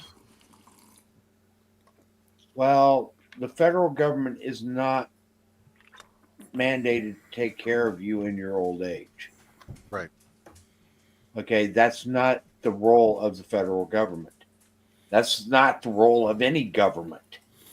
That's the role of your family. Okay, that's the role of your church. That's the role of Your locality. charities. Yeah. Okay, it's never been the role of government to take care of anybody. Okay, The only- government, that is not what governments are for. We've got this perverted notion that the government is supposed to take care of us. Well, when governments start taking care of you, governments start controlling you. Right. Governments start ruling you. Governments start making you subservient to them. Okay? Governments aren't supposed to take care of you. They're not supposed to take care of anybody. They are designed for very specific purposes. And the more the government tries to take care of us, the worse things get and the more in debt we get. Yeah. Now, an excellent Okay. example of that is, I think it was Michigan, where they were having the fight over school lunches, and it was supposed to be a state-sponsored program, Right. and I was having a discussion with somebody from Michigan about the piece of legislation, and they were arguing that it was unconscionable that there were people applying pressure to the state legislature to not pass this school lunch program. And I said to them, what would be a faster reaction if you really think that this is such an important program to have? Why would you let the state legislate it? Why not pack your car with free lunches, go to your school as a community, and feed the kids? Isn't the food going to get there faster? There's no government that tells you have to do it. You can just do it. That's probably better food than what the government's providing anyway. Absolutely, it is. I mean, my dad was a business manager for a school district, and he once told me how they get their food for school lunches. If you actually knew how they got their food, you would never let your kid eat a school lunch. Never. I mean, Taco Tuesdays, I used to look forward to it until Dad told me how they actually make up the taco filling, and I'm like, no, never again. I'll pack my lunch from now on, or I'll buy it from somewhere else on my way into school, because I am not eating that again. It's just disgusting, and it's usually the lowest denominator, the lowest priced bulk food item that you can get. Well, They it process goes it, out and for then they bid. push it out to the kids. Okay. It goes out for bid, and whoever provides the lowest bid, Right. okay, and then the cafeterias then are required to make these meals for a certain cost per meal. Right. Okay. And typically those costs are right around $1. It used to be like 50 cents. Yeah. Okay. And again, like I said, it's not government's role to take care of us. Right. Okay. That is what charities are for. That's what churches are for. That's what the people are for. Okay. We need to take care of ourselves. We need to take care of our families. Quit relying on government to do it. And a lot of that may come as a holdover from the Great Depression. I know a lot of times people will point at the fact that the government was the only one that had money to help people. And I always ask the question, why did the government have the money to help people? Why didn't the communities have the money? It's because the government mandated that they take the money from everyone else. And then they got to redistribute it. Let's look at it this way. What was the cause of the Depression? It was the government. Okay. So right there. I mean, I once asked my granddad, because he lived through it, and I asked him once, I said, there was a lot more agriculture back in the Depression. Why did people end up going hungry? And he said, well, Nick, when you go out as a farmer, and the only way you can keep your land is by paying taxes on the land, you had to sell everything that you grew in order to be able to afford the taxes to be able to keep your land to keep producing. So you never held back anything. You always sold everything. And then when you couldn't sell everything, and you couldn't sell everything for enough, people would move away from agriculture. They go into the cities to try to make more money to try to hold on to their land. What would happen is they start planting crops that they could sell everything for. Right. Okay. When government intervened, that's when we started having these massive surpluses. Okay. I remember in the 80s, because I was involved in the farming industry, because that's what my parents did. Okay, and most of my family, that's what they did was farming.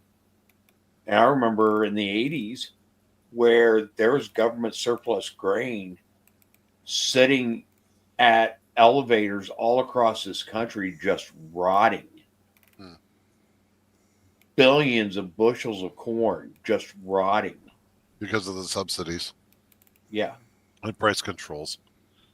subsidies and price controls, and the farmers kept planting more corn than we could ever possibly use or export.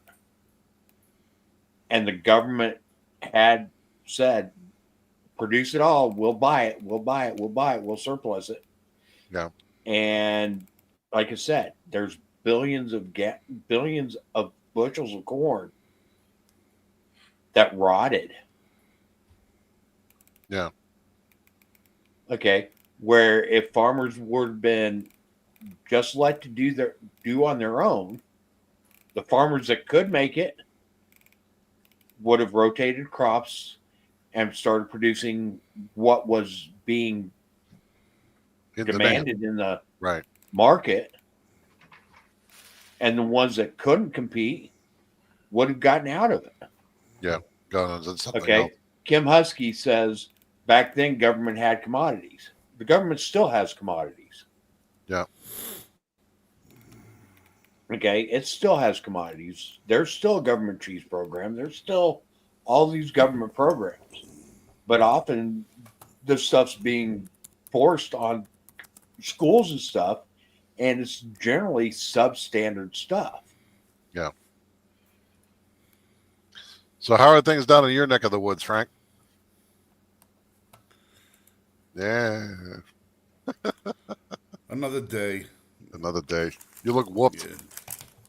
Yeah, been a long week so far, a long couple of weeks, but it's the same old thing. I'm watching the news, just I haven't seen anything to be all that terribly enthusiastic about. Haven't seen anything to get really depressed about.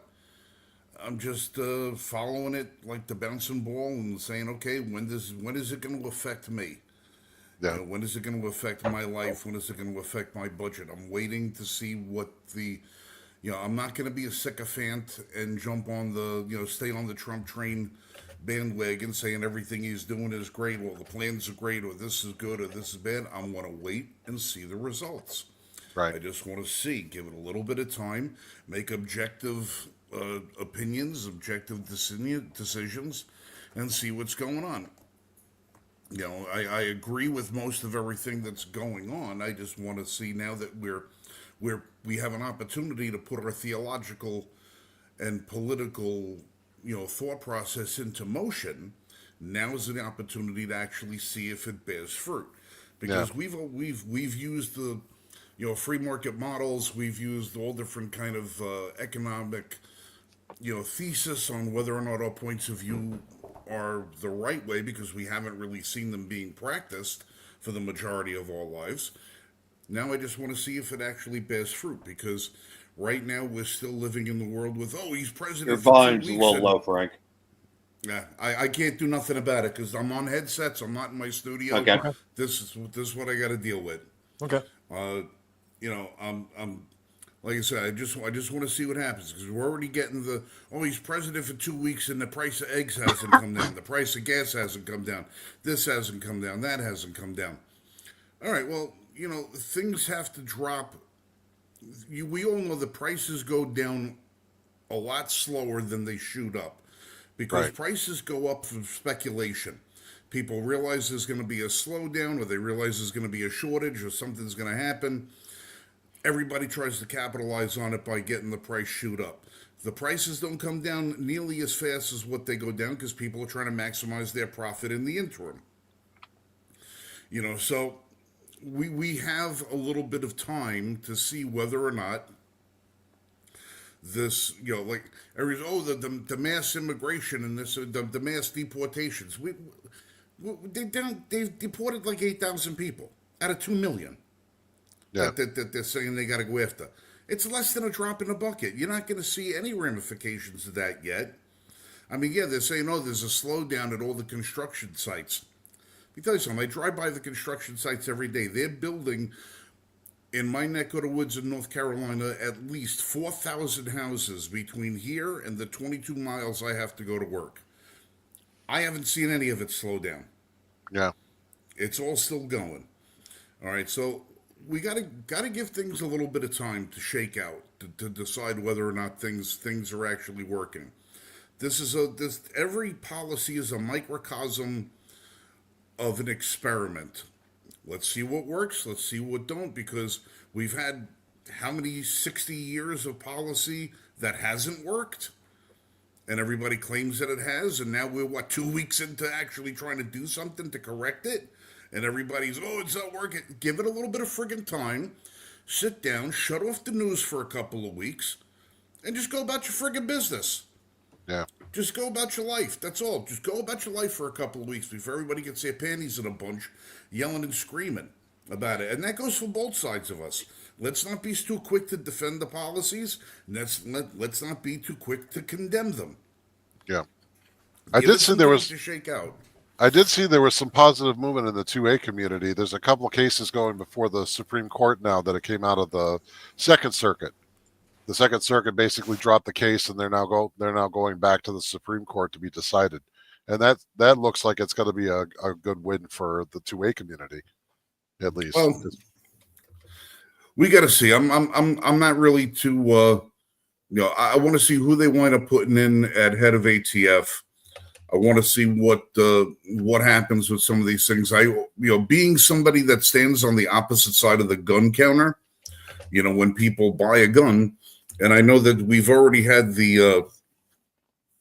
we've now eliminated, as far as a federal position, that there's only two genders, male and female. But yet on the 4473, question number 14 specifies male, female, or non-binary. Well, once I see that question go away, then I know that the ATF is falling into compliance with what the federal guidelines are.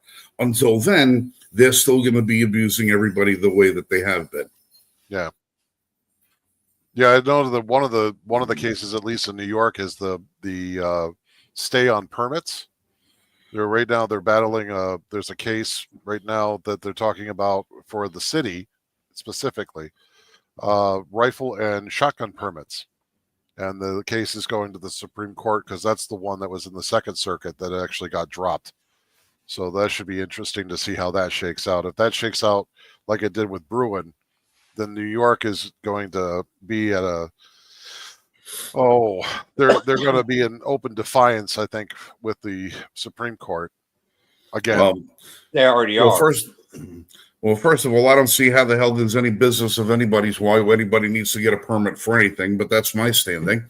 But as far as this whole, you need a pistol permit to buy a rifle. Yeah.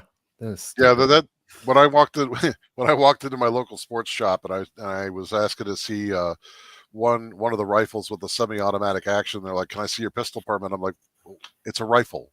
And they're like, "Yeah, but because it's a semi-automatic action, we need to see your pistol permit." Huh? Yeah, it's such an overreach of government. Hochul cannot find her way into a jail cell fast enough. She is as corrupt and evil as any governor I've ever seen. Yeah. She's Gretchen Whitmer and Pritzker to the nth degree. The woman is a vacuous succubus of evil, and she needs to go. Yeah. And now Joel's talking about, New York wants 3D printers to have the same restrictions as guns. Well, I've got about 30 blocks of aluminum that I'm sitting around in that are about 1.5 inches by 8 inches by 4 inches. They're gonna have to regulate that too. Yeah. They're gonna have to regulate that. You can. What next are they going to try and regulate? I mean, it's bad enough that ATF considers a shoelace and a key ring a machine gun. Yeah. All right, this is how friggin' stupid we are with gun laws. Now, you're not anybody hyperbolic. No, it's true. It's Yeah, true. people think it's not. If you have a semi-automatic rifle in your possession and you have a key ring and a 1 foot length of shoelace, you are now in illegal possession of a machine gun, according to the ATF. Yep. True. It really is true. Meanwhile, you have the idiots at ATF trying to go over and explain to people the functioning of a Glock semi-automatic firearm, and the expert can't field strip one of them. But these are the people who are going to tell us how to regulate their firearm laws. Bureaucrats. That's all it is. And I'm going to keep going back. I'll say it over and over again. Not a single one of our constitutional rights, other than the Second Amendment, says in big, bold letters, shall not be infringed. I do not understand how in the ever-loving hell that the one right that we have that specifically says the government has no authority to affix any law to is the most regulated of all of our rights. Yep. I don't understand that. Mhm. ATF has got to be a convenience store, not a government organization. Yeah. I agree with you, Frank, and especially with Joel saying, and I saw that with the 3D printers, and the first thing that came to my mind is they want to turn everyone into Dexter Taylor. They want to burst. They want to have reason to come into our homes to try and arrest everyone or to find out what you have, so they can then arrest you for whatever else is there. And it's because I got a 3D printer. Well, that doesn't mean I'm going to make a firearm. And it's not illegal for me to do that anyway, even if I wanted. And look, and here's the thing that they don't seem to understand. You can 3D print 90% of the components of a firearm, but unless you can produce a barrel, a firing pin, a breech capable of withstanding 27,000 pounds of pressure, you have got a plastic toy. That's what you have. It's a friggin' toy. Now, New York is the same state that regulates jelly blasters. Have you guys seen the jelly blaster guns and all the precincts in New York City that they put up posts on their Facebook page like they're returning from the fucking war, that they got a jelly blaster off the street, a dangerous jelly blaster. And sometime in the 80s, somebody had created gelatin balls, and they were used as instead of watering your plants, you put these little gelatin capsules in with the dirt, and when you watered the plants, they absorbed the water, they expanded, and they held the water for a number of days. So as the tree or plant needed water, it would siphon it out of these little balls. Well, these balls are 33 millimeter, right? They're 33 caliber. They're really tiny little balls. Somebody decided, they figured out, well, you know what? If we figure out how to put these into a BB gun, we could shoot them at people because they pop when they hit and they turn to a little blast of water. Jelly blasters. Yeah. They're a harmless little water droplet that's suspended in jelly.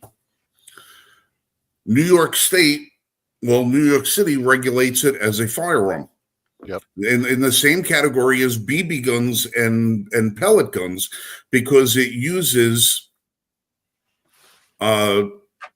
either pneumatic or electronic pump in order to fire these balls out. And they said, oh, well, these things, if you freeze them, they could do real damage. I can't do shit. Okay.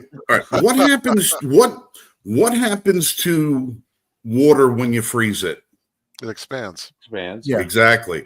And you know what happens when water expands, when these little jelly balls expand? One, they turn to a big giant clump of jelly balls. And two, they don't fit through the friggin' barrel. Yep. Yeah. They can't operate. They explode inside the gun. And here you got these friggin' cops over there. Oh, we took another dangerous jelly blaster off the street. Here's this pink, blue, and purple George Jetson-looking toy that shoots little balls of water, and they're talking like, oh, we took this this weapon of mass destruction off the street. Now, No, user with naughty name says, what about paintballs? Now, back in 1991, I used to manage a store in Brooklyn, and I was a part of a team where we played paintball. All right, and I played tournament paintball for quite a few years, and I had a lot of fun. A paintball is a 68 caliber gelatinized ball filled with paint. They were designed originally as the logging industry so that these guys could walk around the woods and tag a tree using what was effectively a tranquilizer gun, an air-powered tranquilizer gun, a PMI 38. They put the ball in it, they close the breech, they shoot the ball, and it would mark the tree with a blob of paint. Well, one guy figured out, just like when they made the second car and somebody said, let's race them, somebody figured out, well, it's kind of fun to shoot each other with these things, and an industry was born. Yep. You can buy paintball guns in New York City.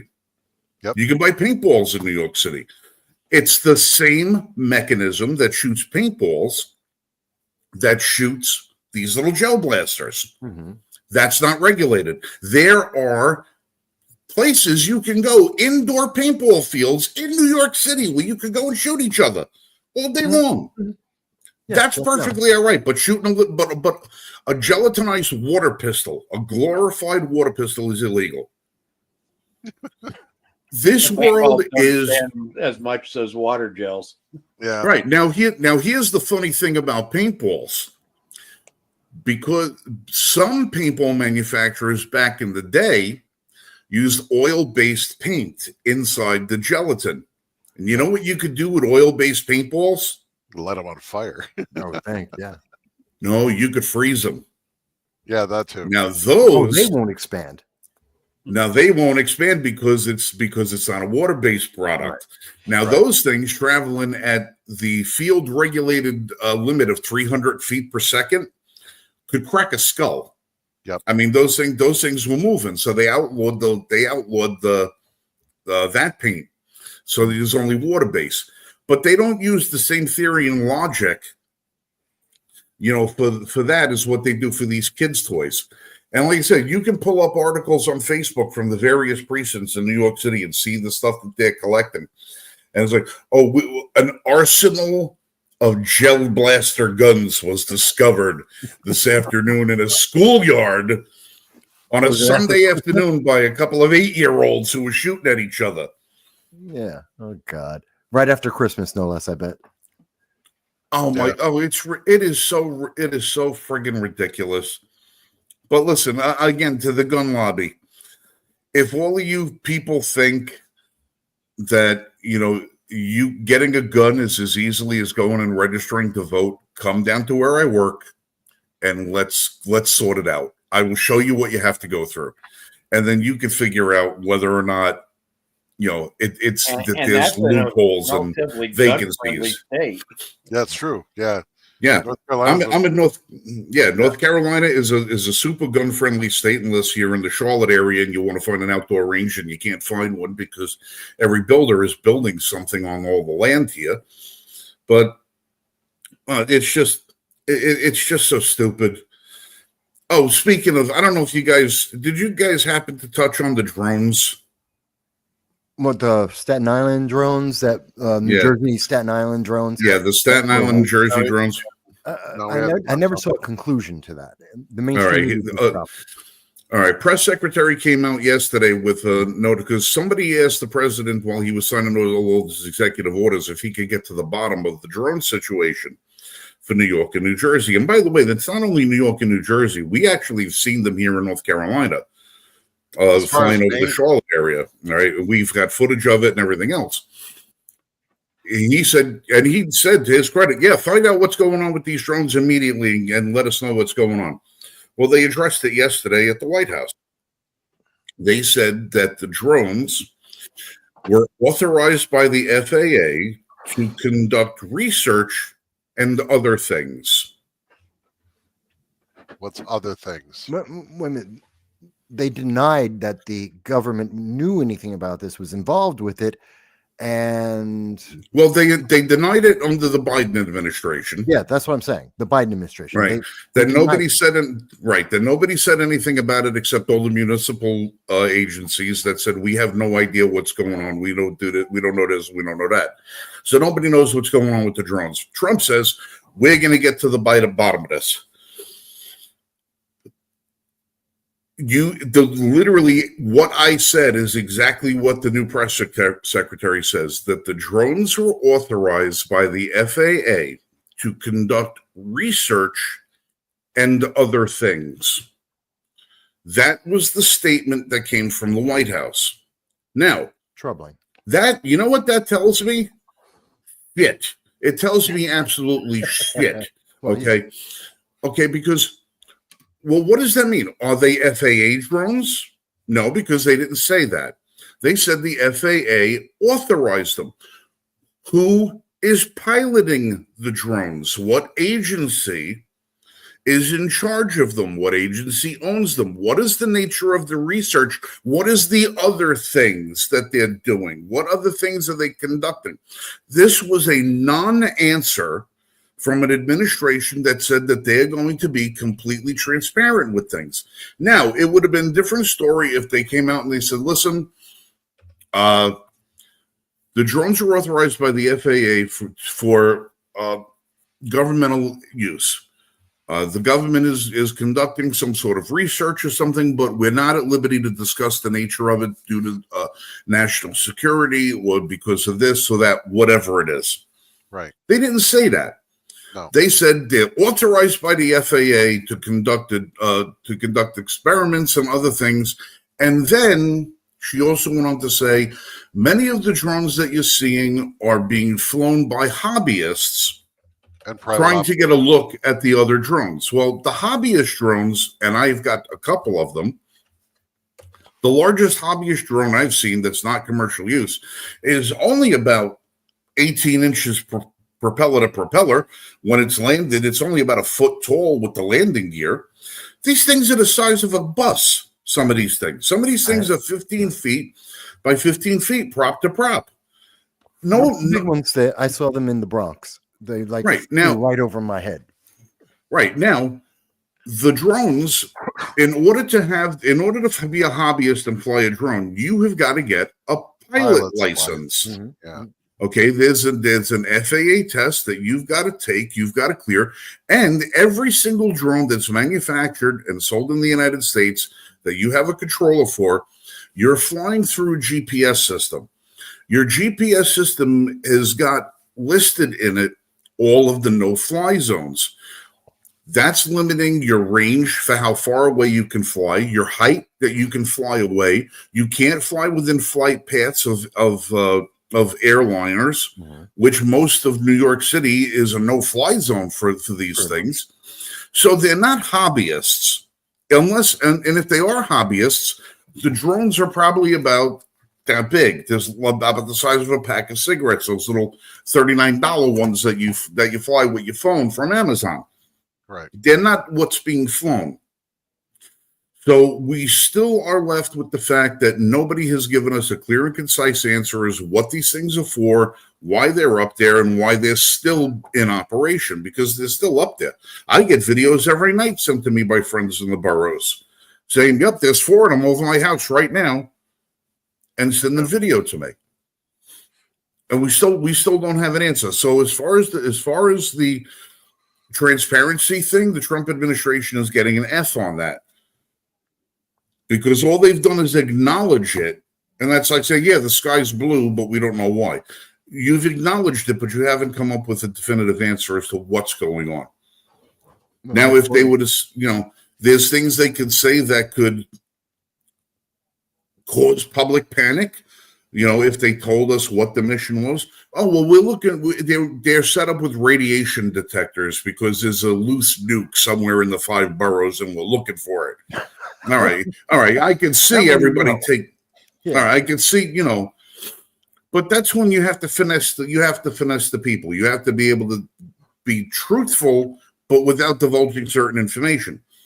They've divulged no information for us. They could say it's a security issue. We just, this is a pilot program put on by the military to help reinforce security at our ports by constantly monitoring the air so that we know if there's any chemicals coming in or out of the ports and being disseminated through neighborhoods. If there wasn't, if there was an issue, if drones are being used from tankers or something.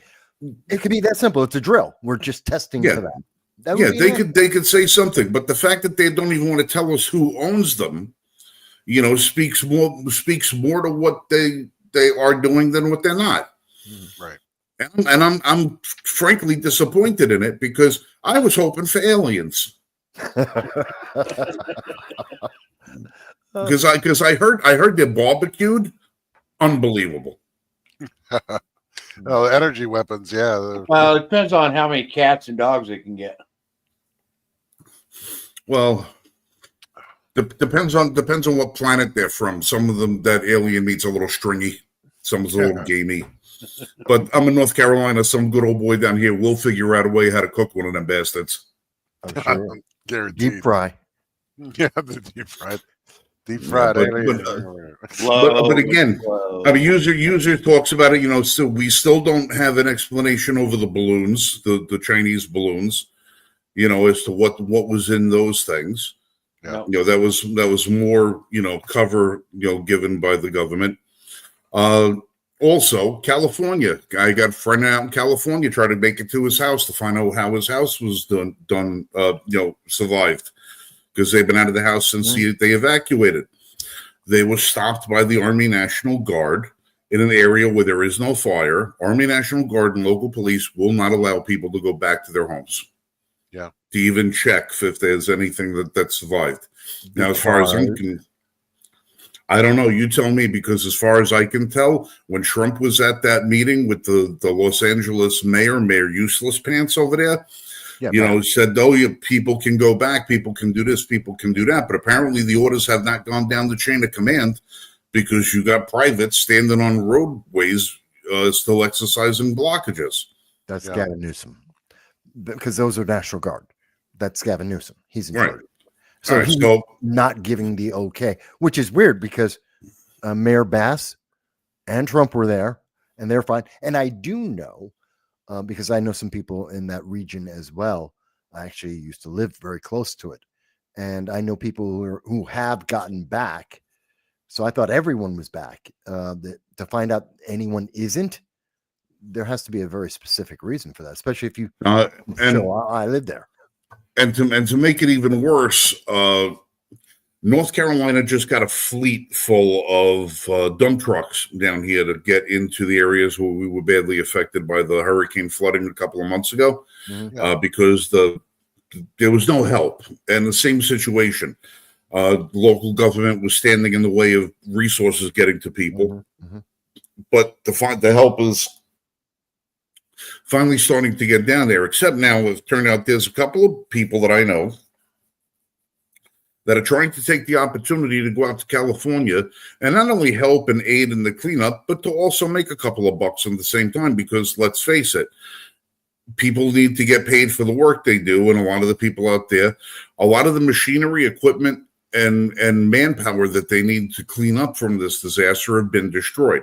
So you've got to bring in bulldozers, backhoes, bobcats, front end loaders, trailers, dump trucks. You got to bring all this stuff in. You got to bring in experienced people to operate it. You've got to be able to have people that can identify where the gas lines are, water lines are, shut these things off, make sure that they're not getting into electricity that may or may not have been shut down. There's a lot of logistical information that's got to get done. Right. So the people that come in and do these kind of cleanup work have to be certified to operate and do these things. Well, who better than former members of the Army Corps of Engineers? You would think. Guys, this is what they do. That's their bread and butter. So I have people that have been trying to organize teams to get out into California and go do this. And in the process, they have been making phone calls to find out, okay, Where are your dump sites going to be? Do you have incineration for any of the debris that's been left over? What do you have for recycling? What are you doing for storing? What do you have as far as accommodations that are available for teams that are going to come out there? Do we need to come out with RVs and trailers? Is FEMA going to be delivering stuff out there? Not only do you have to take care of the residents, but now you have to take care of the people that are coming in there to help. You got to be able to provide food, water, housing, plumbing, and all the rest of that stuff. They have been getting the big brush. Yeah. They have been getting the big brush. Nobody wants to give these people answers. So you've got tens of thousands of people ready, willing, and able to get out to where these places are. But the local governments out there are not offering any assistance or information to anybody that can come out there and try to help the residents of these states. And the question has got to be answered is why? Yeah. Why would they be doing that? Well, they also, there was fire trucks that came down from Oregon, I think, that were going to try and help contain the fire. Oh yeah, they had to pass state inspection before they'd let them in there to and they turned them back to do the work. Canadian, yeah, Canadian 1% back. Yeah, they turned them back because they didn't pass muster when it came to the local laws for emissions. Well, right. And what makes it worse is that was just basically semantics. Because, all right, like for instance, you guys understand the difference when they talk about fuel economy regulations versus American standard versus European standard? Mm-hmm. When they talk about like diesel vehicles, they talk about pollution as a matter of parts per million here in the United States. In Europe, they talk about pollution as being parts per gallon in the United States. So what they'll say is, for every million parts of emissions that you have, it has to have a certain number of CO2. Well, in Europe, they say it goes by the gallon. They'll fail cause here because they say you put out 1,000 pieces of CO2 for that amount of fuel, so we're going to fail you. But in Europe, they say, well, you're putting out 1,000 units of pollution for that gallon of fuel, but we're going 3 times further on the same gallon. Yeah. So you're effectively 1/3 the amount of pollution. So when they try to put that standard in American, it doesn't work because they don't know how to do the math. And that's what's happening with these trucks. These trucks are saying, well, they're looking at the speedometer going, well, we have miles per hour here. These are kph. We can't let these trucks on American road. Well, how many liters of fuel? We don't know how many liters. We have gallons. Everything is backwards. So you have people that don't understand that they have 2 different languages on the truck, so they're failing them. Meanwhile, the Canadian registry for all of the safety standards are higher than the American ones are. Yeah. So they're taking better qualified, better equipped, better maintained, better run trucks and sending them back across the border to not have them come in and help. And I think that you're doing it specifically just so they can continue. Because listen, the bottom jump off here. Okay.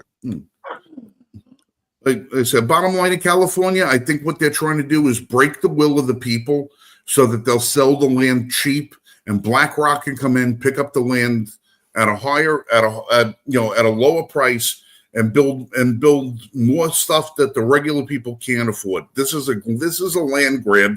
The same opportunistic bastards that are doing it in Hawaii are doing it in Los Angeles. And the bottom line is California residents voted for this shit, so I don't want to hear them being a crybaby. I'm sorry you lost your house, but you elected the representation you got. And they've had years of these policies in place. And all you had to do is just think about it. Just think about the consequences. And in fact, they were told for years about this. And every time they were told, they said, no, you're just anti-climate change. You're evil. You're anti-science. Shut up. That's what Gavin Newsom literally said that to several times. Not just to Trump, but to several reporters and politicians that said, and even overseas, Europeans said that too about forest management. This is going to be a problem. Well, yeah, where a tree falls is where it has to stay, which is why your rivers get blocked. You saw it with with the Susquehanna, just like I did. Why did Susquehanna do what it did? Because for 50 years, nobody was allowed to clean out the tributaries and let that water flow down. That's why we had 18 feet of water above General Clinton Park in Bainbridge. Yeah. If the trees fall, you can't clean them. You get underbrush, you're not allowed to clear it out. The only place, is that a fire break? No, we just do that for the electrical lines to get through. That's it. That they don't have any land management like that. No. If you have the people who own the land be able to do what they need to do with the land, they're better stewards than government ever will be, because they have a vested interest in keeping the land operable and safe. True. Yep. And they usually do, and they don't have these massive outbreaks, especially where there's populations. There's always going to be California, the region there. Let's understand, it's not because of the landmass, the forest there, nature itself. There's always going to be fires. That's true, and that's part of the cycle. But that close to populations and into populations, no, that's something we can absolutely moderate. This never needed to be what it turned out to be. Right. It was absolutely preventable. And people voted for it and said, oh, no, it doesn't matter about the consequences because climate change, you're evil, my God. You just don't understand. You're just crazy. Yeah, now you have no home. All right. Listen, I'm going to be jumping on. I couldn't get on earlier because I'm not in my studio. I had to charge these stupid friggin' earphones on that have a microphone that I can't use when I talk to it. So I got to scream into the goddamn computer. I got to be at work in the morning anyway. Quick tip. If you have a Glock, any Glock that's not optic cut and you want to throw a red dot on it, they now make these really cool optic plates for your Glock handgun. You pop out your rear sight and you put this little block inside the dovetail. Oh. And then you mount this onto that dovetail block. And it creates a footprint so you can have just about any sort of red dot application you want. So you could take Gen 1, 2, 3, and 4 optic Glocks that are not cut with an optic and give yourself an optic plate so you can run yourself a red dot and get rid of those really shitty Glock sights that are on them guns. But I thought they were perfect. Oh, no. The perfection is Glock perfection. It's the perfect gun to buy if you want to upgrade a gun. That's where the perfection comes in. Right. Yeah. Well, I love it. Closing us out because we're over time. All right. Well, it was good to have a nice full conversation. Yeah, listen, my absence in recent weeks has been mostly because of my new work schedule. When we were going live on the weekends, it was a lot easier for me to be here. But now the work schedule has got to be where I'm not getting out of the building until 9:00, and I'm 26 miles away, so I got to rush back here in order to get here. So it's become a little bit problematic. I understand Marshall was on some other show the other day. Did any snippets of that get played, or did that get plugged anywhere? If you get to it, I couldn't get to it. I know that he was on with the Survival Sisters. That's on Facebook. I don't believe on YouTube. It was on Facebook. Okay. Yeah, because I was streaming that from the car on the way home the other day when I was trying to catch up with that a little bit. Okay. Nice to see everybody getting on someplace else every now and then. It's good. Spread the word around a little bit. Yep. Always. Listen, any big news that you guys want to talk about for next week's show? Not at this moment, no. No, we're going to have to wait and see. Outcomes, folks. Outcomes are what's important. So don't, temper your expectations. We'll get there as long as we can stay the course and temper our expectations and realize that the outcome that we're looking for is not a short-term solution. It's going to have to be a long-term solution. We want to get a lot done in 2 years so that we can get the momentum we need to carry on. But this is going to be a multi-generational type of deal. We have to be able to stay the course. So This is the first 2 weeks. It's yeah, It's a marathon, not a sprint. exactly. right. Getting Trump elected was the first step. It's not the silver bullet that we would hope for. And even though a lot of our attention span now has shortened due to things like, social media, this is a long-term gratification exercise. We need to stay the course. And to do that, the best way to do that is to join Liberty First Foundation and get yourself educated as far as civics, constitutional perspectives, and originalist thinking, so that we can not only change our politics, but also improve our culture, so that we can perpetuate such victories long into the future and make America great again. So join And us. every now and then, I will share a gourmet recipe on the show with everybody. Tonight happened to be shrimp fettuccine Alfredo. Okay. Oh, it was. Oh man, it was the best Alfredo I've ever made. Holy awesome. crap! It was good. Yeah, Laura. I told Laura, I says, she wasn't feeling like she wanted nothing heavy. I didn't want nothing heavy. So I said, I'm just going to run to the store and get some bread. We'll make some sandwiches or something. And of course, I don't go to the store for one thing. I come back to the store. I bring like the whole half the store with me. Yep. So, and 15 minutes after I'm in the door, it's on the table. Let's go. She goes, how do you every time? How do you do this every time? You gourmet dinner on the table in like 15 minutes. How do you do it? He says, I'm Italian. She goes, I'm Italian too, but I don't have that in me. I'm hungry. I says, my Italian genes are dominant. Yours are recessive. Yeah. So, I'm sure that'll be a welcome. Well, blonde hair, green eyes versus brown hair, black eyes. with me. So yeah. But yeah. So next week I'll share that recipe with everybody. Yeah, that sounds Okay. good.